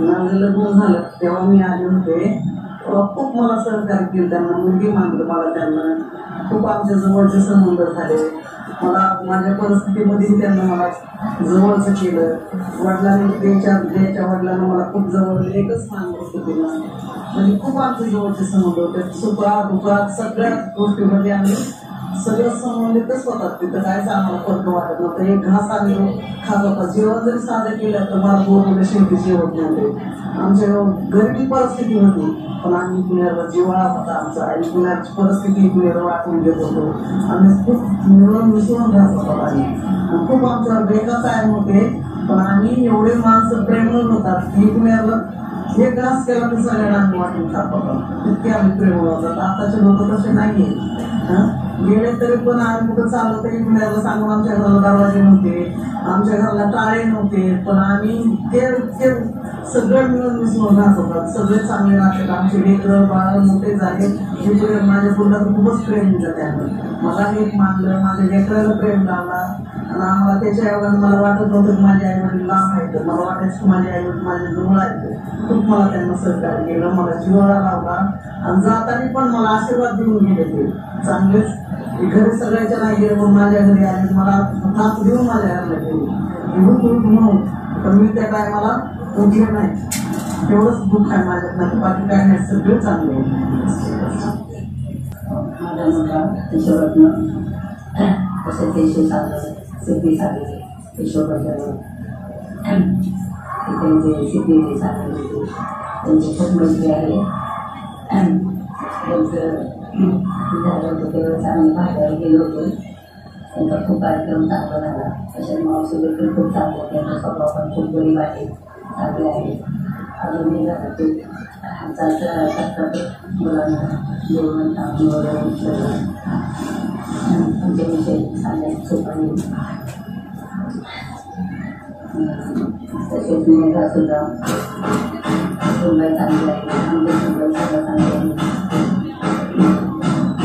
सर्व ठीक आहे पण ज्यांनी कोणी याच्यामध्ये कॉन्ट्रीब्युशन केलं योगदान दिलं त्या सर्वांचे मी खूप खूप धन्यवाद देतो खरं तर इथे म्हणजे माझं स्वतः जो म्हणजे अगदी असा मित्र परिवार आहे की जो इथे एकत्र आहे माझा नातेवाईक तर इथे एकत्र आहेतच त्याचबरोबर माझे सासरकडची मंडळी इथे एकत्र आहेत तर त्या सगळ्यांना सुद्धा जर मी विचारलं असतं की बोलायचं का भरभरून तर त्यांनी सगळ्यांनीच असं भरभरून बोलले असते पण आपल्याकडे वेळ कमी आहे काही लोक त्याच्यापैकी आज बोलणार आहेत आपण आता पुढच्या कार्यक्रमाकडे वळूया अंदाज आला असेल तुम्हाला की सर्वसाधारणपणे आईचं जीवन कसं व्यतीत झालेलं आहे कसं गेलेलं आहे छान पद्धतीने त्यांनी स्लाइड शो दाखवलेला आहे आणि त्या स्लाइड शोच्या माध्यमातून आईचा जो काही चित्रपट आहे किंवा ज्या आईने कार्य केलेलं आहे आणि कुठे राहिलेले आहेत आणि कशा पद्धतीने केले ते आपल्याला निश्चित समजलं असेल आणि खास करून जे काही व्हिडिओज आपण पाहिलेले आहेत त्या व्हिडिओच्या माध्यमातून सुद्धा आपल्याला समजेल की कशा प्रकारे आपण त्यांनी काम केलेलं आहे किंवा राहिलेले आहे तर यानंतर आपण त्या आईच्या हस्ते त्यांचा सत्कार करणार आहोत की ज्या आई आपण पाहिले व्हिडिओमध्ये की त्या ज्या ठिकाणी राहिलेल्या आहेत आणि त्या राहिल्यानंतर ज्या ज्या लोकांनी त्यांना प्रत्यक्षात मदत केलेली आहे तर ज्यांना ज्यांनी त्यांना मदत केलेली आहे त्यांना त्यांचं ते काय करणार आहे सत्कार करणार आहेत आणि खरं तर त्यांनी देखील कृतज्ञता व्यक्त करणार आहेत की त्यांनी तितका त्या अडचणीच्या काळामध्ये देखील त्यांना मदत केलेली आहे तर मी नाव घेणार आहे तर त्यांनी पुढे यायचं आहे आणि आई त्यांना काही गिफ्ट देणार आहे तर त्यांनी ते स्वीकारायचं आहे तर गौतम नगर पिंपरीमध्ये जे राहणारे आहेत ते काकू वाघमारे तर त्यांनी पुढे यायचं आहे प्रत्यक्षात आणि अप्रत्यक्ष देखील आईने खूप मदत केलेली आहे त्यांचा देखील या ठिकाणी मुश्किल आहे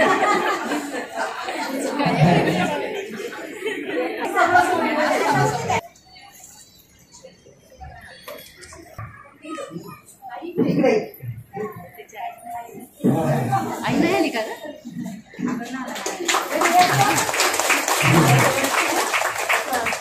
फोटो काढायचा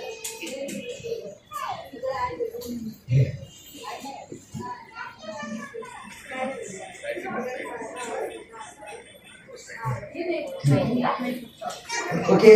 लता सोनवणे आईला सारखी सातत्याने मदत देखील करायच्या आणि आम्ही जेव्हा तिकडे जायचो तर निश्चितच आम्हाला देखील त्यांचा सहवास लाभायचा. छोटे होते आता मोठे झालेले आहेत.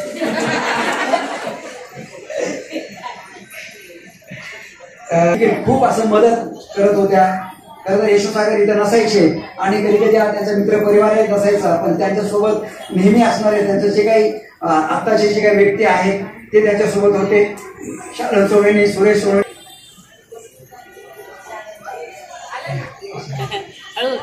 खरं तर सावली सारखे सोबत राहणारे हे असं व्यक्तिमत्व होतं. खरं तर त्यांचं कुटुंब किंवा जीवन खूप चांगल्या पद्धतीने घडलेले आपल्याला त्यांचा देखील या ठिकाणी सत्कार होणार आहे.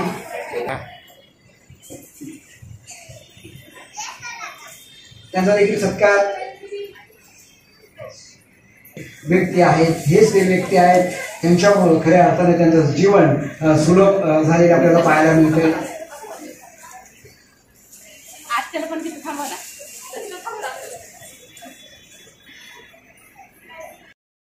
त्यांना देखील विनंती आहे की त्यांनी देखील यायचं आहे. मदत देखील करून जायचं आहे. त्यांचा सहभाग खरं फार असा मोठा सहभाग आहे. त्यामुळेच खरं तर ते जीवन आहे, जे कठीण जीवन सहज जीवन झालेलं आपल्याला पाहायला मिळते.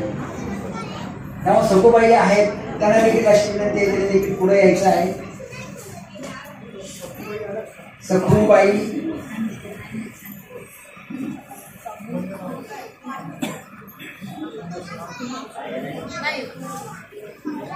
सखूबाई आल्या नसतील तर मंदाना यांनी पुढे पोहोचून आलेल्या आहेत.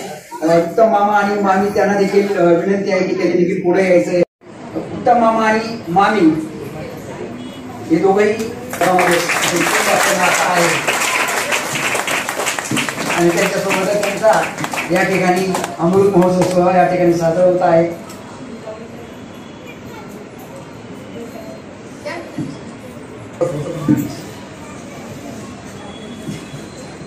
आणि विक्रम यांना देखील आले घेत आहे सत्कार.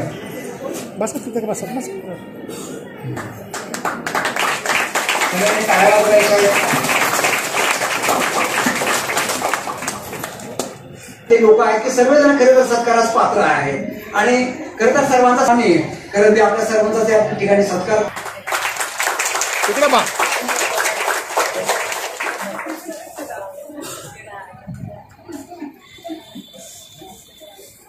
प्रत्यक्षरित्या आणि अप्रत्यक्षरित्या देखील आईनं मदत झालेली आहे. यशोसागर यांना देखील मदत झालेली आहे की त्यांचं जीवन चांगल्या घडण्यासाठी. तर आपण सर्वजण खरं सत्कारात पात्र की आपल्या सर्वांचा मी सत्कार करत आहे. तर यानंतर आपण काही लोकांना ऐकणार आहोत, काही लोकांची मनोगत आपण ऐकणार आहोत की त्या मनोगताच्या माध्यमातून खरं तर आपण आईला अधिक समजून घेऊ शकतो.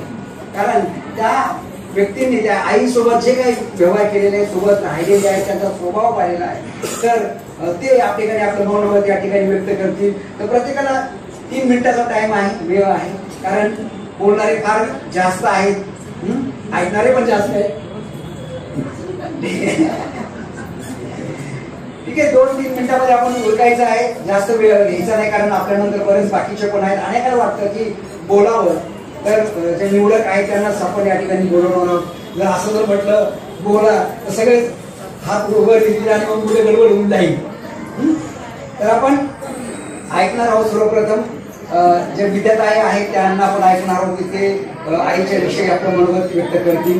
तर मी त्यांना विनंती करतो, विद्याताई इथंच आहेत ना? पूर्ण जय भीम. आज आईचा 75वा वाढदिवस इथे साजरा होत आहे आणि खऱ्या अर्थानं या साजऱ्या होण्यामध्येच आईचे कर्म आपल्याला दिसत आहे. असं म्हणतात की जे तुम्ही इतरांना द्याल तेच तुमच्याकडे परत येते. आणि या प्रसंगी आपल्याला लक्षात येत आहे की आईकडे काय परत आलेलं आहे. त्यावरूनच त्यांचं पूर्ण अख्खं जीवन कसं आहे हे आपल्याला तर या स्लाइड शो वरून, यशोसागरांच्या बोलण्यावरून किंवा इतर लोकांवरून आपल्याला कळतंय. आणि आज ही जी 75वी यशोसागर त्यांचा मुलगा आणि त्यांच्या सुनबाई मेघा म्हणजे ब्रह्मचारिणी वज्रधारिणी यांनी जो केलेला आहे किंवा हा जो सोहळा संपन्न होत आहे हे खऱ्या अर्थानं त्यांचं कर्तव्यच आहे. आणि आपण सर्व सुद्धा इथे त्यांच्या याला जे उपस्थित आहोत तर हे सुद्धा प्रत्येक जण दोघं असतात, पण त्या दोघांमध्ये सुद्धा जीवन जगणं किती कठीण असतं हे तुम्हाला सुद्धा माहिती आहे. बहुतेकांचे अनुभव असेच असतात. परंतु अगदी तरुणपणामध्ये एकल मातृत्व स्वीकारून या समाजाला योग्य असा म्हणजे सामाजिक जीवनामध्ये प्रगतिशील आणि योग्य असा व्यक्ती घडवून दिलेला आहे, उत्तम असा नागरिक घडवून दिलेला आहे. तर ही काही साधी गोष्ट नाही आहे.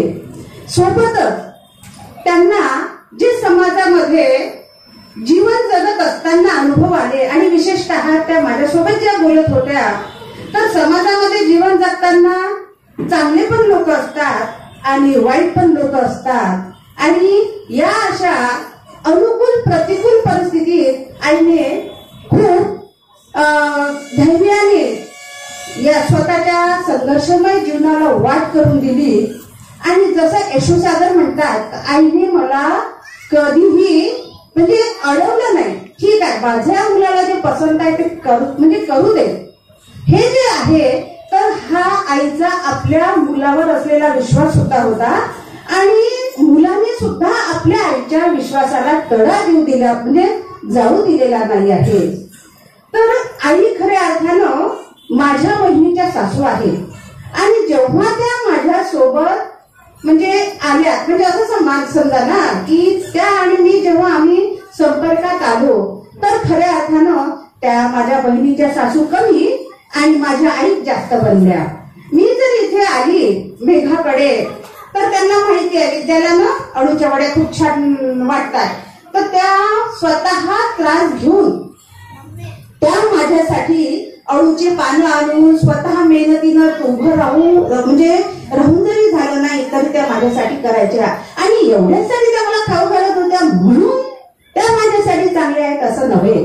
परंतु भगवंत जसं म्हणतात की या पृथ्वी तलावर एकही व्यक्ती असा नाही आहे की आपलं कधी काळी कुणी नसेल. म्हणजे इथे बसलेलं म्हणा किंवा इथल्या बाहेर म्हणा कधी ना कधी तो माझा बंधू, बहीण, आई अशा पद्धतीचे नाते राहिलेले आहेत. आणि मला तर असं वाटते की या जरी त्या माझ्या या जन्मात जरी त्या माझ्या बहिणीच्या सासू मी त्यांना आईच म्हणते, त्या सुद्धा मला मुलगी म्हणतात, पण नक्कीच त्या याच्या आधीही माझ्या जीवनामध्ये असतील. आणि याचंच कारण असं आहे की त्यांचं आणि माझं जे मन आहे ते एकमेकांना जुळलेलं आहे आणि तेवढ्याच त्या मला प्रिय आहेत. आईचं जे जीवन बघतात तर आई सात्विक, सोज्वळ आणि प्रेमळ आहे आणि तेवढ्याच त्या कणखर आहेत. आणि म्हणूनच त्यांना या सोन्याचे दिवस आजच्या आपल्याला त्यांच्या दृष्टीनं पाहायला मिळाले आहे. असं म्हणतात की जीवन हे सुख दुःखाचं मिश्रण आहे आणि सोबतच जीवन हे आपल्याला हसवतं पण, जीवन आपल्याला रडवतं पण. आणि आजचा हा जो दिवस आहे आईचा, आई आनंद होत आहे ना, तर तुम्हाला आजच्या 75व्या वाढदिवसानिमित्त खूप खूप शुभेच्छा. आणि अशाच तुम्ही हसत राहत जा. तर खऱ्या अर्थानं शेवटी मी एवढंच म्हणू इच्छिते की तुझे पाकर खोला तुझे पाक होकर पाना है, जीवन का मतलब तो आना और जाना है, दो पल के जीवन से एक उम्र बितानी है, जिंदगी और कुछ भी नहीं. आई तुमची कहाणी आहे, तुमची कहाणी आहे. Always be happy I, always be happy. सुखी राहा. आणि त्यांना जी सुंदर सून, छान सून मिळाली आणि त्या सुनेला सुद्धा सुंदर आई भेटल्या, आईच्या रूपात सासूबाई भेटल्या. तर या दोघींचे कर्म आणि यशोसागरचं सुद्धा चांगलं कर्म हे आहे की यशोसागरला सुद्धा आई आणि बायको तणाव न होता, कारण ओढून किती ओढणार, किती त्रास होतो. यशोसागर सुद्धा खुशनशीब आहे, चांगलं नशीब आहे त्यांचं की त्यांना दोघींनी समजून घेणाऱ्या भेटल्या. तर तेव्हा सर्वांसाठी जोरदार टाळ्या वाजवूया आपण. हॅपी बर्थडे टू आई, हॅपी बर्थडे टू. व्यक्त केलेलं आहे. फक्त एक विनंती आहे की आपण बोला. 3 मिनिटं आपल्या समोर आहेत. 1-2 मिनिटं म्हटले, मी 3 मिनिटं म्हणतो. 1 मिनिटं जास्त, पण 1 मिनिटं जास्त 3च मिनिटं, कारण आपल्याकडे खूप लोकांना आपण ऐकणार आहोत. नाहीतर मग काय होईल की खूप जास्त वेळ जाईल आणि त्यानंतर आपल्याला जितेंद्रला पण ऐकायचं आहे आणि आईचं पण मनोगत ऐकणार आहोत. तर फार मोठा असा पसार आपल्या समोर पुढे यायचा आहे, कारण बराचसा जो कालावधी आहे ते आईला ओळखता येते. आणि बेल सगळ्यांसाठी बरं का. आणि लक्ष द्यायचं इकडे बेल पण नाही, तुम्ही तुमचं चालू आहे, मी माझं चालतंय, सगळं.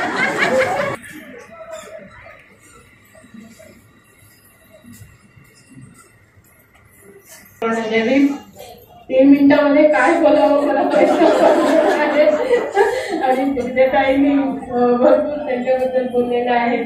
नंतर आपण त्यांचं संपूर्ण आयुष्य जे पाहिलेलं आहे, तर खरोखरच न मागता मिळालेलं दान म्हणजे आई आहे. अशी आई आपण पाहतो. पोट माझं भरताना उपाशी ती राहील, पोट माझं भरताना उपाशी ती राहील आणि मला झोप चांगली लागावी म्हणून ती जागत राहील. माझं आयुष्य फुलवावं म्हणून ती राबत राहील. अशी जी आई, खरोखर मी त्यांना पाहत असताना बाबासाहेबांनी बुद्धांनी त्यांचा धम्म त्याच्यामध्ये लिहिलेला आहे. धम्म म्हणजे नीती, नीती म्हणजे धम्म, नाही का.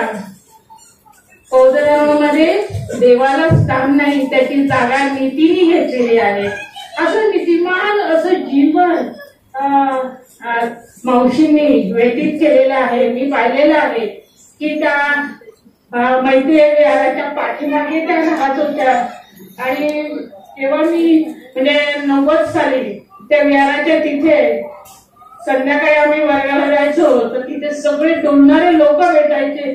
त्यांना पाहून मी घरी सुद्धा परत आलेली आहे. आणि अशा वस्तीमध्ये आईने यशोसागरांसोबत त्यांनी जीवन व्यतीत केलेलं आहे, यशोसागरांना घडवलेलं आहे. असे संस्कारबद्ध, संस्कारयुक्त धम्ममय जीवन आईने व्यतीत केलेलं आहे, स्वतः जगलेले आहेत आणि दुसऱ्याला सुद्धा प्रेरणा दिलेली आहे. आज जे यशोसागर पाहतो तो त्या संस्काराचा वारसा घेऊन ते संघामध्ये पुढे आलेले आहेत. अशा या आई, मला खूप बोलायचं आहे, 3 मिनिटं दिलेले आहेत, काय बोलावं सुचत नाही आणि मी पण गोंधळून गेलेले आहे. तर आईचं ते व्यक्तिमत्व आहे ना, कधी मला असं त्या नाराज दिसलेले आहेत किंवा त्या खूप नर्वस आहे, तर असं कधीच त्या दिसलेलं नाही. नेहमी त्यांच्या चेहऱ्यावर हास्य असतं. आणि अशा त्या किती कष्ट घेतले, म्हणजे मी माझ्या कल्पनेच्या बाहेरच होतो. त्यांनी ते कष्ट, त्यांचा जो येणं जाणं ते पाहत होते. तर मी खरोखरच म्हणजे त्यांचे खूप खूप अभिनंदन करते, खूप खूप त्यांचे पुण्यानुमोदन करते की त्यांना असं दीर्घायुष्य, निरोगी आणि दीर्घायुष्य लाभो आणि त्यांचा खूप खूप विकास हो, त्यांची भरभराट हो आणि त्यांना धम्ममय असं पुढचं जीवन जे आहे त्यांना बुद्धत्व प्राप्त हो, अशी मी त्यांच्या सर्वांच्या वतीने, माझ्या वतीने शुभकामना करते. आणि वाढदिवसाच्या खूप खूप शुभेच्छा मावशी. जय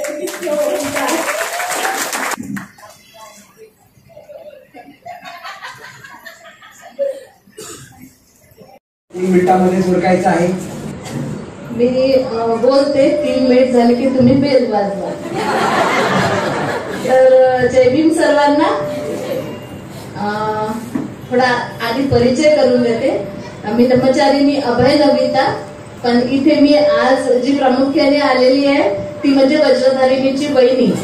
तर हे मुद्दाम सांगते कारण मला त्याचा आज जास्त आनंद आहे. मावशी सोबत जो संबंध जुळला तो त्यामुळे की वज्रधारिणी ही माझी नणंद आणि मावशी तिच्या सासू.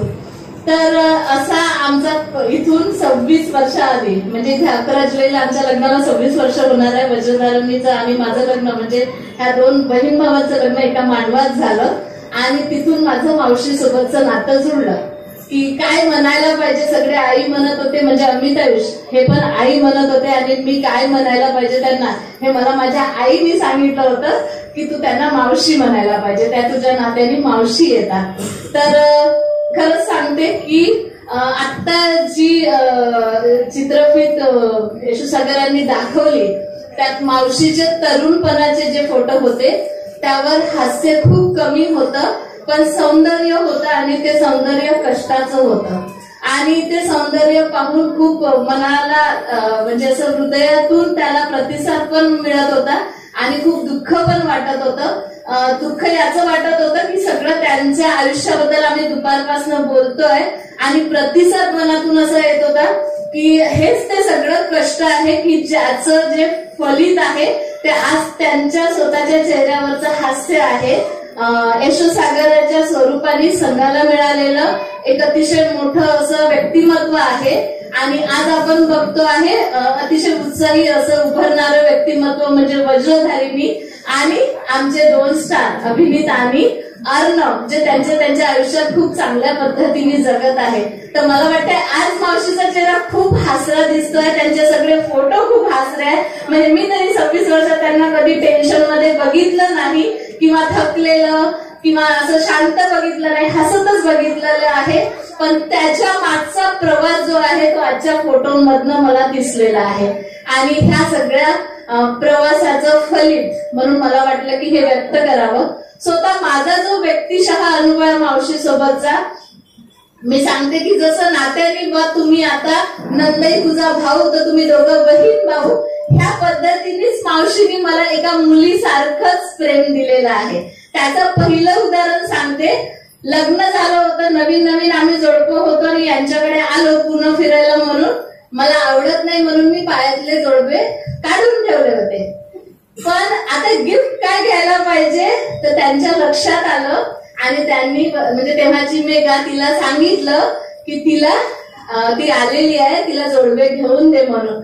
आता एवढं बारीक लक्ष खरंच एका आईच्या हृदयालाच असतं की आपल्या मुलीला काय पाहिजे आणि त्यांचं जे हृदय होतं ते तेव्हापासून तर आजपर्यंत माझ्यासाठी, अमिताभसाठी, अगदी आर्यसाठी एका आईसारखं अगदी निर्मळ आहे, स्वच्छ आहे. त्यांचं प्रेम अगदी तसंच आहे ज्याच्यामध्ये मला 26 वर्षात कधीही तफावत दिसली नाही. आणि हे एक म्हणजे मावशी म्हणजे एक दुसरी आई असते तर ती आई मला आज मिळालेली आहे.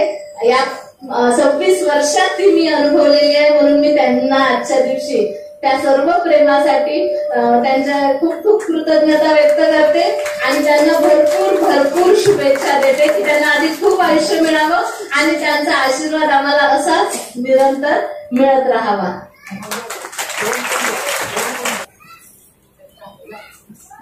यानंतर यशोसागर यांच्याच बिल्डिंग मध्ये ते राहत आहेत तर त्यांनी पुढे यावं.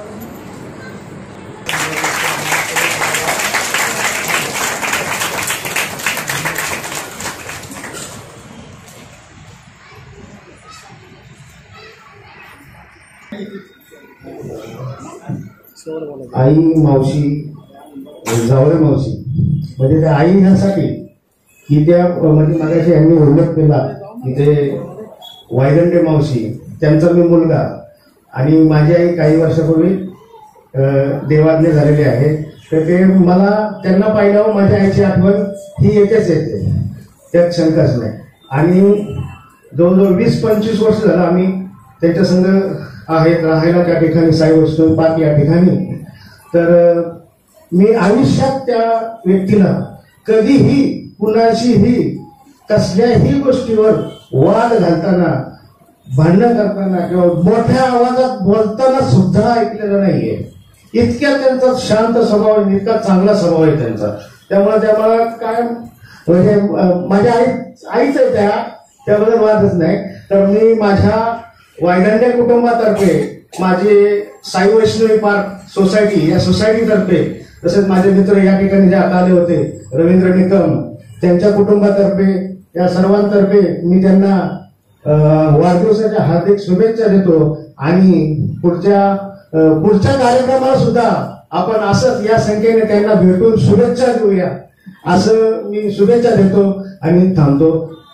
जय बुद्ध, जय भारत, जय हिंद. धन्यवाद. आमच्या कुटुंबातील सर्वात मोठी मुलगी ती आपल्या समोर येत आहे, प्रतिमा, आणि ती आपलं आजीविषयी आपलं जे मनोगत.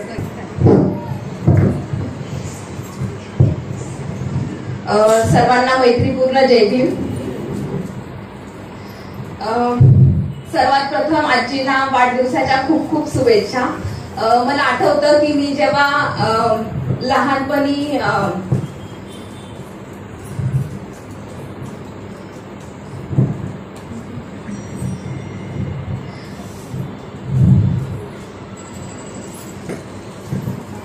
ट्युशनला जायचे, तर अभिनीतला आणि मला आजींनी ट्युशन वरून आणलेलं आहे. आणि मला आठवतं की ते जुनं घर होतं, तर त्या जुन्या घराच्या इथे एक कट्टा असल्यासारखा असायचा आणि आम्ही त्यांच्यावरती नाही का चालून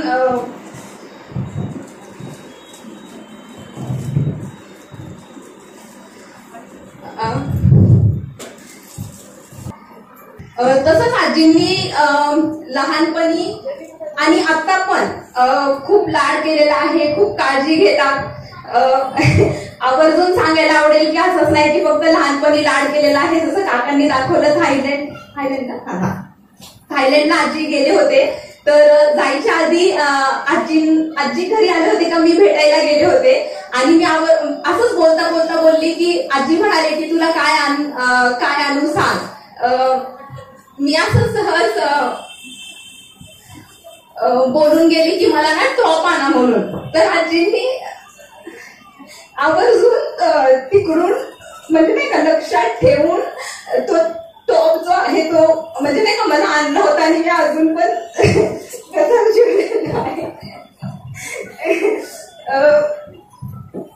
मला काका म्हणाले की बोल, मला माहिती होतं की मी बोलत रडेल. माझ्या पद्धतीने पण मी जसा लाड करायचा आहे आजीचा तसं मी प्रयत्न करते. आजींना माहितीये मी कुठल्या लाडात बोलते आहे. आणि यशोबद्दल काका बेल वाजवायच्या आधी मी थांबते. हेच बोले की वाढदिवसानिमित्त आजींना खूप खूप शुभेच्छा. जे पण आजीचं की दुखणं आहे, पाय दुखतात वगैरे, ते सगळं गायब हो. आजी एकदम मस्तपैकी फिट फाईन राहो. आणि म्हणजे आजींना पायऱ्या चढायला उतरायला येतील आणि मग आजी जास्त वेळ आमच्या घरी येतील या उद्देशाने. आणि जाता जाता एकच बोलेन की मी माझ्या आजीला पण आजीच म्हणायचे. पण आजीच म्हणते, मी कधीच दोघींमध्ये डिफरन्शिएट केला नाही. तर हॅपी बर्थडे आजी.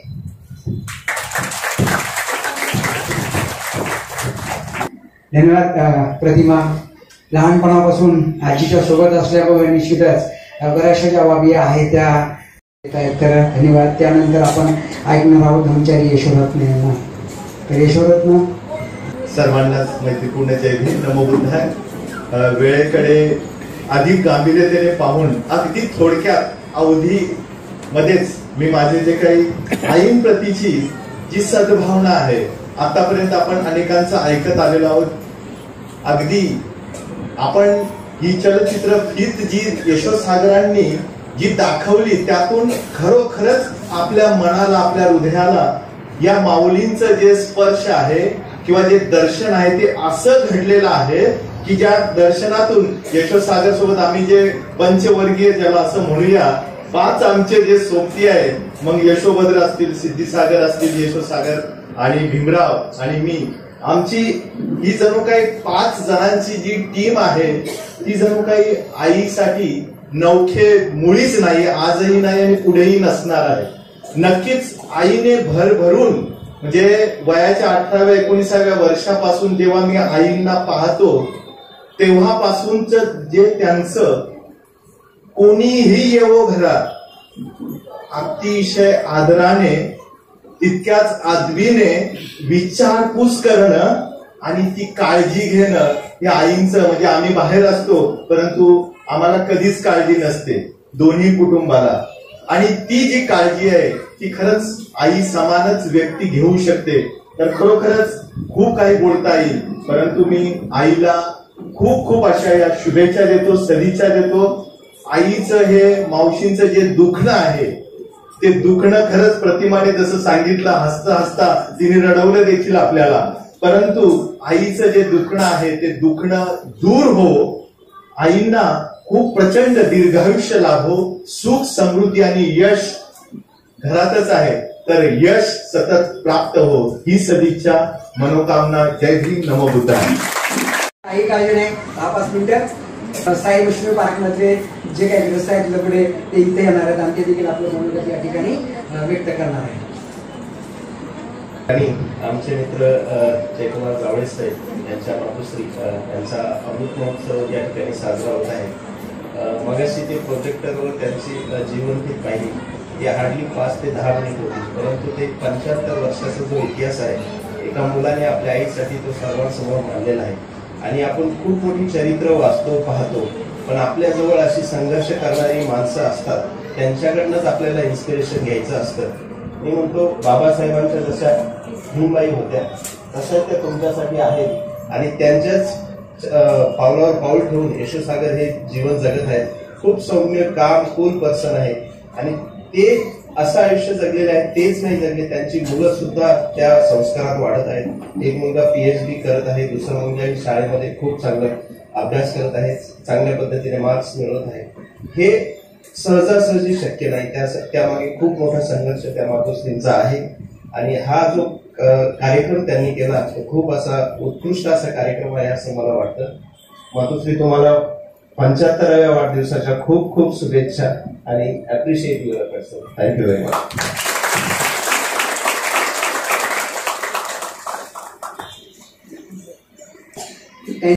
सून आहेत ते आपल्या समोर येणार आहेत, विजयमाला बनसोडे, आणि ते देखील आपलं मनोगत व्यक्त करतील. तर आईच्या सहवासातले जे अनुभव आहेत ते मी शेअर करणार आहे. मी असं ठरवलंय की आई सांगत असताना रडायचं नाही. तर बघू, प्रयत्न करते मी. तर 26 वर्षापासून आईचा सहवास आम्हाला लाभलेला आहे आणि या 26 वर्षामध्ये आम्ही खूप काही अनुभव आईच्या सहवासात राहून घेतलेले आहेत. सर्वप्रथम मी आईला ना, आई तुम्हाला अमृत महोत्सव दिनाच्या खूप खूप शुभेच्छा देते.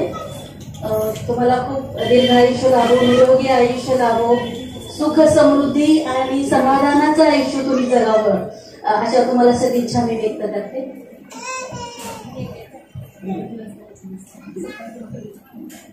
तर मी काही असं नोट्स करून आणले, म्हणजे मला जे सांगायचे ते राहून नको जायला म्हणून.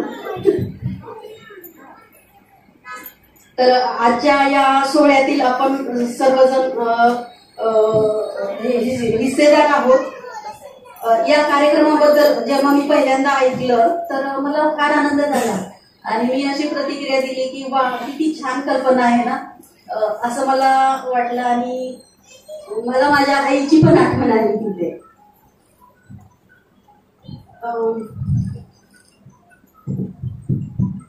जेव्हा पण आम्ही मावशींना भेटायला जातो घरी, तर त्याने मी म्हणजे एखादी आई आपल्या मुलांसाठी हे खा ते खा किंवा काहीतरी करते, चहा करते, असं त्यांचं बोलणं असतं आणि ते सगळं आईचं प्रेम असतं.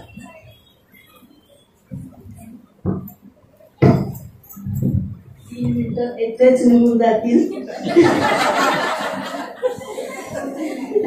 आपण आईचे कष्ट देखील पाहिलेले आहेत स्लाइड शोच्या माध्यमातून वगैरे. आईच्या हातावरचे व्रण असे सांगून जातात की म्हणजे त्यांनी किती कष्ट केलेले आहे आणि त्यातून ते जे कष्ट आपल्या मुलाला त्यांनी लावलेले आहेत. आणि आज आपण येशूसागरांकडे पाहतो, एक प्रेरणा म्हणून त्यांच्याकडे आपण पाहतो. तर ते असेच घडलेले नाहीत, तर त्याच्या मागे आईचे खूप कष्ट लागलेले आहेत. म्हणजे आईच्या सहवासात गेल्यावर असं वाटते की म्हणजे आईच्या प्रेमाला हपापलेली जे लोक असतात ना, तर ते तिथं गेल्यावर असं म्हणजे पोट भरल्यासारखं वाटतं. तर असं आईचं व्यक्तिमत्व आहे.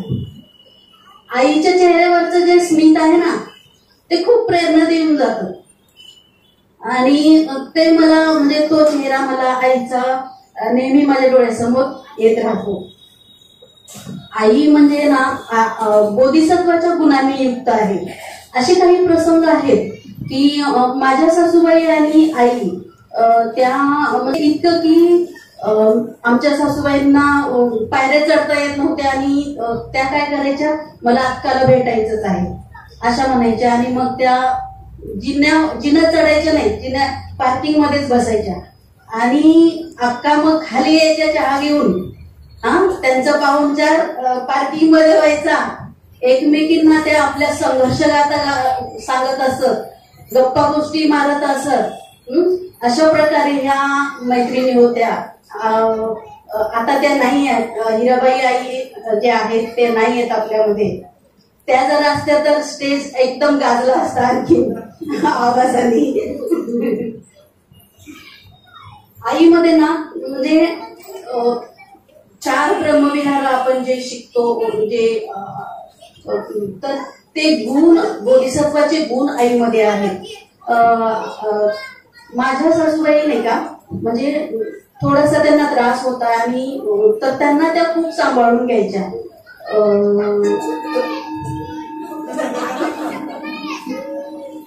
काही अजून काही प्रसंग आहेत. 1-2 प्रसंग सांगू का? बरं ठीक आहे. आता प्रतिमाने सांगितलं की तिने अर्धवट सांगितलं. तिने आजीला सांगितलं होतं. आजी म्हणाली की काय आणू, तर प्रतिमा म्हणाली की मला टॉप आणा. नेहमीप्रमाणे ती कुठे कोणी जात असेल तर ती म्हणत असते की मला हे आणा ते आणा. तसं आजीला म्हणाली आहे. आणि आजीने तिला श्रीलंकेवरून थायलंडवरून टॉप आणलेला आहे. आजही तिने जपून ठेवलेला आहे, वापरलेला देखील आहे. युनिक टॉप म्हणून तो आज आहे आमच्याकडे. आणि अशा गुणसंपन्न आईला, नीतिमत्तेने पूर्ण जीवन जगणाऱ्या आईला मी खूप खूप शुभेच्छा देते पुन्हा एकदा. आणि हे जे सुवर्णक्षण टिकण्यासाठी आपण आलो आहोत, तर म्हणजे खरंच हृदयात साठवून ठेवावे असे हे क्षण आहेत. आणि आईसाठी 4 ओळी बघ. आई ही आईच असते, नारळातलं गोडगोड पाणी असते. आई ही आईच असते, नारळातलं गोडगोड पाणी असते. दुधावरची साय असते. आई बाळाचा पहिला संस्कार असते. आई प्रत्येक बाळाचा पहिला उच्चार असते. जय भीम. त्यानंतर आपण ऐकणार आहोत विक्रम शिकरे यांना. तर त्यांना देखील विनंती करतो. आज ज्यांच्या कृतज्ञता सोहळ्यासाठी आपण उपस्थित आहोत त्या आमच्या मावशीच म्हणून आम्ही आता आजपर्यंत त्यांची ओळख आहे. पण अतिशय प्रतिकूल परिस्थितीमध्ये आणि एका अशिक्षित कुटुंबामध्ये की ज्या कुटुंबामध्ये शिक्षणाचा कुठलाही वास नाही असं मला जाणवते, त्या कुटुंबामध्ये मावशीचा जन्म झाला. पण त्या कुटुंबामध्ये मावशी अतिशय गरीब परिस्थितीमध्ये, पण पुण्यामध्ये येऊन अतिशय खडतर जीवन, संघर्षमय जीवन जगून त्याने आपल्या मुलाला अतिशय मोठ्या उच्च अशा शिखरावर बौद्ध धर्माचा प्रचार करण्यासाठी चांगल्या पद्धतीचा एक रत्न आपणाला दिलं. आज या मावशीनं केलेल्या संघर्षातून हा आज आमचा शिवसागर जावळ्यांशी संबंध आला. पण प्रत्येक वेळी या कुटुंबामध्ये येतो त्यावेळेला असं वाटतं की या कुटुंबामध्ये किती शांतता आहे, काय घेऊन जायचं या कुटुंबातून. जसा संबंध आला त्यावेळेपासून गेलो, आई वडिलांची सेवा भरपूर केली, कारण का ह्यांच्या प्रेरणेतूनच ती झाली. कारण का आम्हाला पण आमच्या तिकडे बौद्ध धर्माचा काही जास्त प्रचार प्रसार नाही, पण या कुटुंबाशी यांच्याशी संबंध आला त्यावेळेला वाटलं की या कुटुंबामध्ये आईची सेवा, घरातली शांतता कशा पद्धतीने आणते या पद्धतीने आम्ही आमच्या आई वडिलांची पण सेवा केली. आणि आज खरंच ह्यांच्या कुटुंबापासून काहीतरी प्रेरणा घेण्यासारखं आहे. आणि या आमच्या मावशीला आमच्या बुर्ली गावाच्या वतीनं, आमच्या शकरी परिवाराच्या वतीनं त्यांना आरोग्य चांगलं मिळो ही या ठिकाणी प्रार्थना करतो. थांबतो. जय भीम, जय बौद्ध.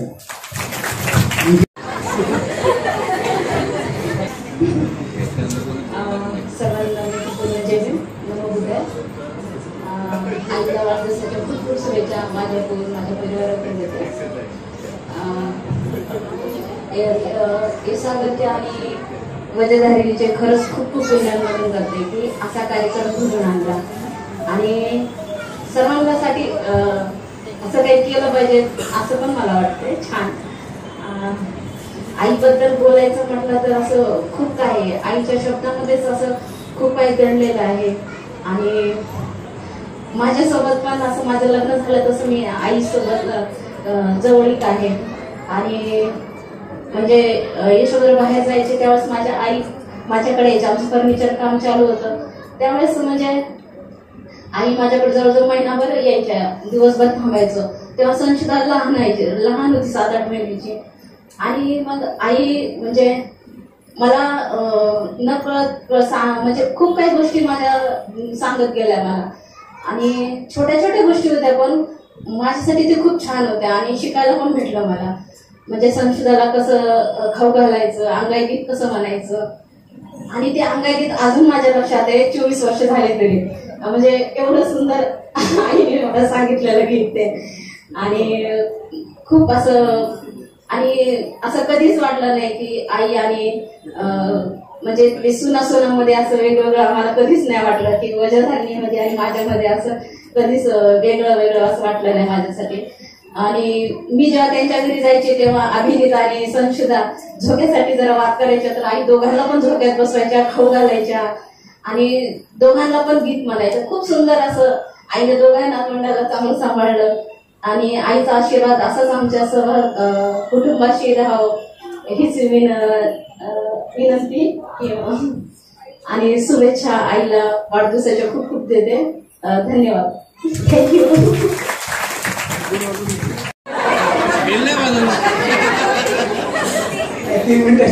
2 मिनिटं 10 सेकंद 2 मिनिटं 10 सेकंद.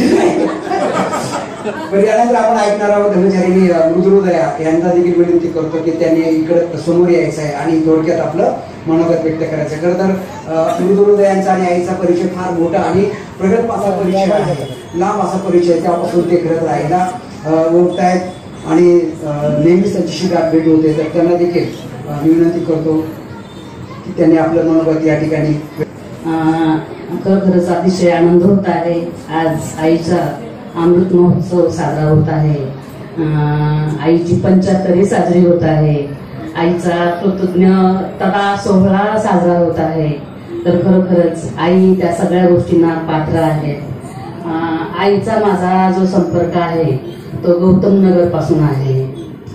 ज्यावेळेस यशोसागर बाहेर असायचे तर त्यावेळेस मी आणि माझे मिस्टर आईकडे जायचो. आई खरोखरच आईने अतिशय संघर्षमय असं जीवन जगलेलं आहे. मी ते खूप जवळून पाहिलेलं आहे.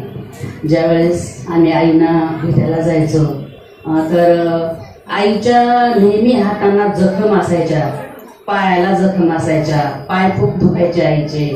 आणि हे इतकं म्हणजे कठीण काळ होता तो.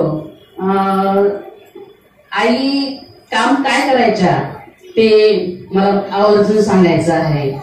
तर आईने जो संघर्ष केलेला आहे तर तो काचांसोबत संघर्ष केलेला आहे आईने.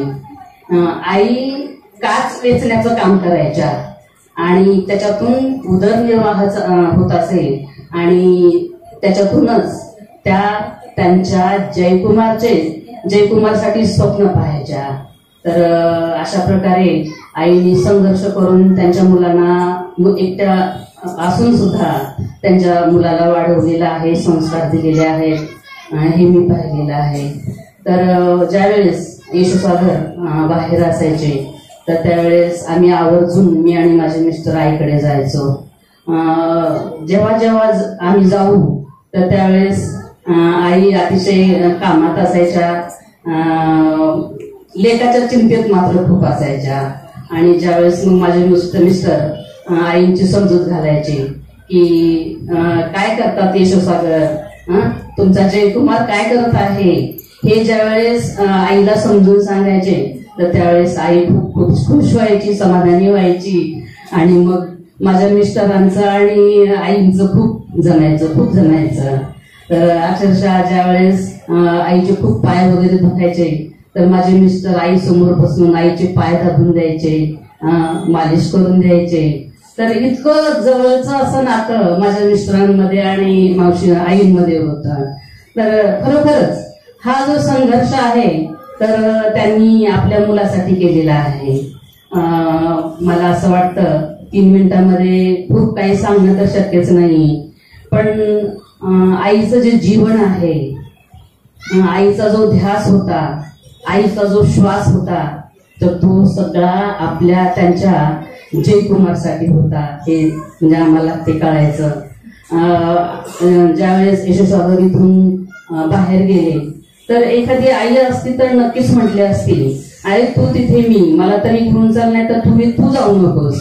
पण आईनी कधीही येशूसागरांसाठी आडकाठी बनली नाही. आई आपल्या मुलाचं कल्याण कशात आहे ते आई खूप चांगल्या प्रकारे जाणायची. आणि एकटं राहून आईनी संघर्ष केलेला आहे, खूप अडचणीत दिवस काढलेले आहेत, खूप कष्टात दिवस काढलेले आहेत.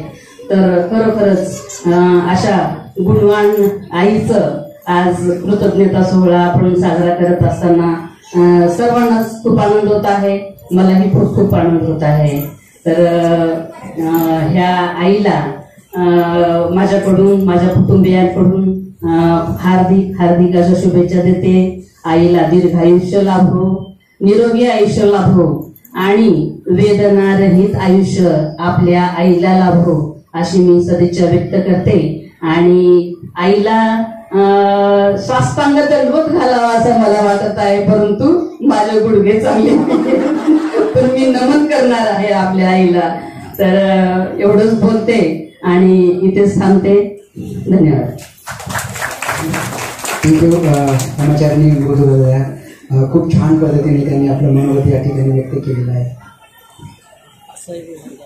यानंतर कीर्ती आहे, ती सुद्धा 1 मिनिटामध्ये आपलं मनोगत व्यक्त करणार आहे.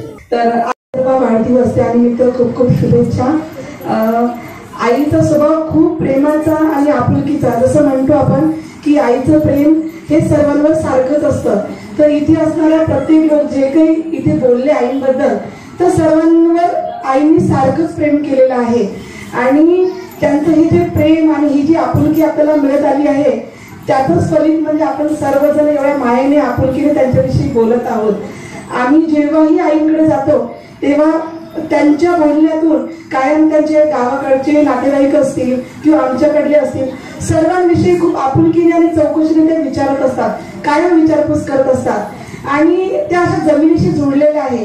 त्याचं जिवंत उदाहरण म्हणजे जुनं घर, तिथे राहणारी माणसं, म्हणजे त्यांचा जरी एवढ्या वर्षाचा प्रवास असला पत्रिकेमध्ये ताईने छापलं होतं की सुंदर प्रवास, पण तो सुंदर प्रवास घडवून आणण्यासाठी त्यांचे जे काही अथक परिश्रम त्यांनी केलेले आहे, तेव्हा कुठे हा सुंदर परिसर म्हणजे परिस्थितीचं भांडवल न करता त्या परिस्थितीवर मात करून त्यांनी एवढं सुंदर विश्व, एवढा सुंदर संसाराचा डोलारा उभा केला आहे. आणि निश्चितच या संसाराचा गाडा उचलत असताना, यशोसागर यांना घडवत असताना त्यांना अगदी ज्या ज्या लोकांनी त्यांनी मदत केलेली आहे त्या लोकांचा त्यांनी आज इथे कृतज्ञता व्यक्त केलेली आहे. म्हणजे आई काय मागता ज्यांचा ज्यांचा सत्कार होत होता त्या लोकांना अगदी खूप मनापासून भेटत होत्या, त्यांची विचारपूस करत होता. म्हणजे ती आपुलकी कायम त्यांनी आपल्या मुलांप्रतीच नाही, आपल्या कुटुंबापर्यंत सीमित ठेवली नाही, तर त्यांना मदत केलेल्या प्रत्येक व्यक्तीप्रती त्यांनी कृतज्ञता व्यक्त केली आहे. आणि ते तितके सुंदर संस्कार त्यांनी म्हणजे यशोसागरमध्ये आपल्याला दिसतात, त्यांच्या कुटुंबामध्ये दिसतात. तर आई, तुमच्या या प्रेमाला, तुमच्या या आपुलकीला आणि तुमच्या या कार्याला आम्ही सलाम करतो आणि तुम्हाला तुमच्या या वाढदिवसानिमित्त खूप खूप शुभेच्छा देतो. थँक्यू. 3 मिनिटं ब्रह्मचारी म्हटल्यानंतर एक्सिट करता येते तुम्हाला. सगळ्यांना मैत्रीपूर्ण जय भीम. ज्यांना माहिती आजीचा नातू आहे थोरला, तर या पूर्ण प्रसंगामध्ये मी सगळ्या लोकांची मनोगत ऐकत होतो आणि खरंच खूप मोठा प्रवास राहिलेला आहे, सुंदर प्रवास राहिलेला आहे, कष्टाचा प्रवास राहिलेला आहे. काही जण बरेच जण येऊन बोलून गेले शांत, मायाळू, दयाळू हे सगळं, पण मी जी आजी पाहिली आहे ती भरपूर वेगळी आजी आहे.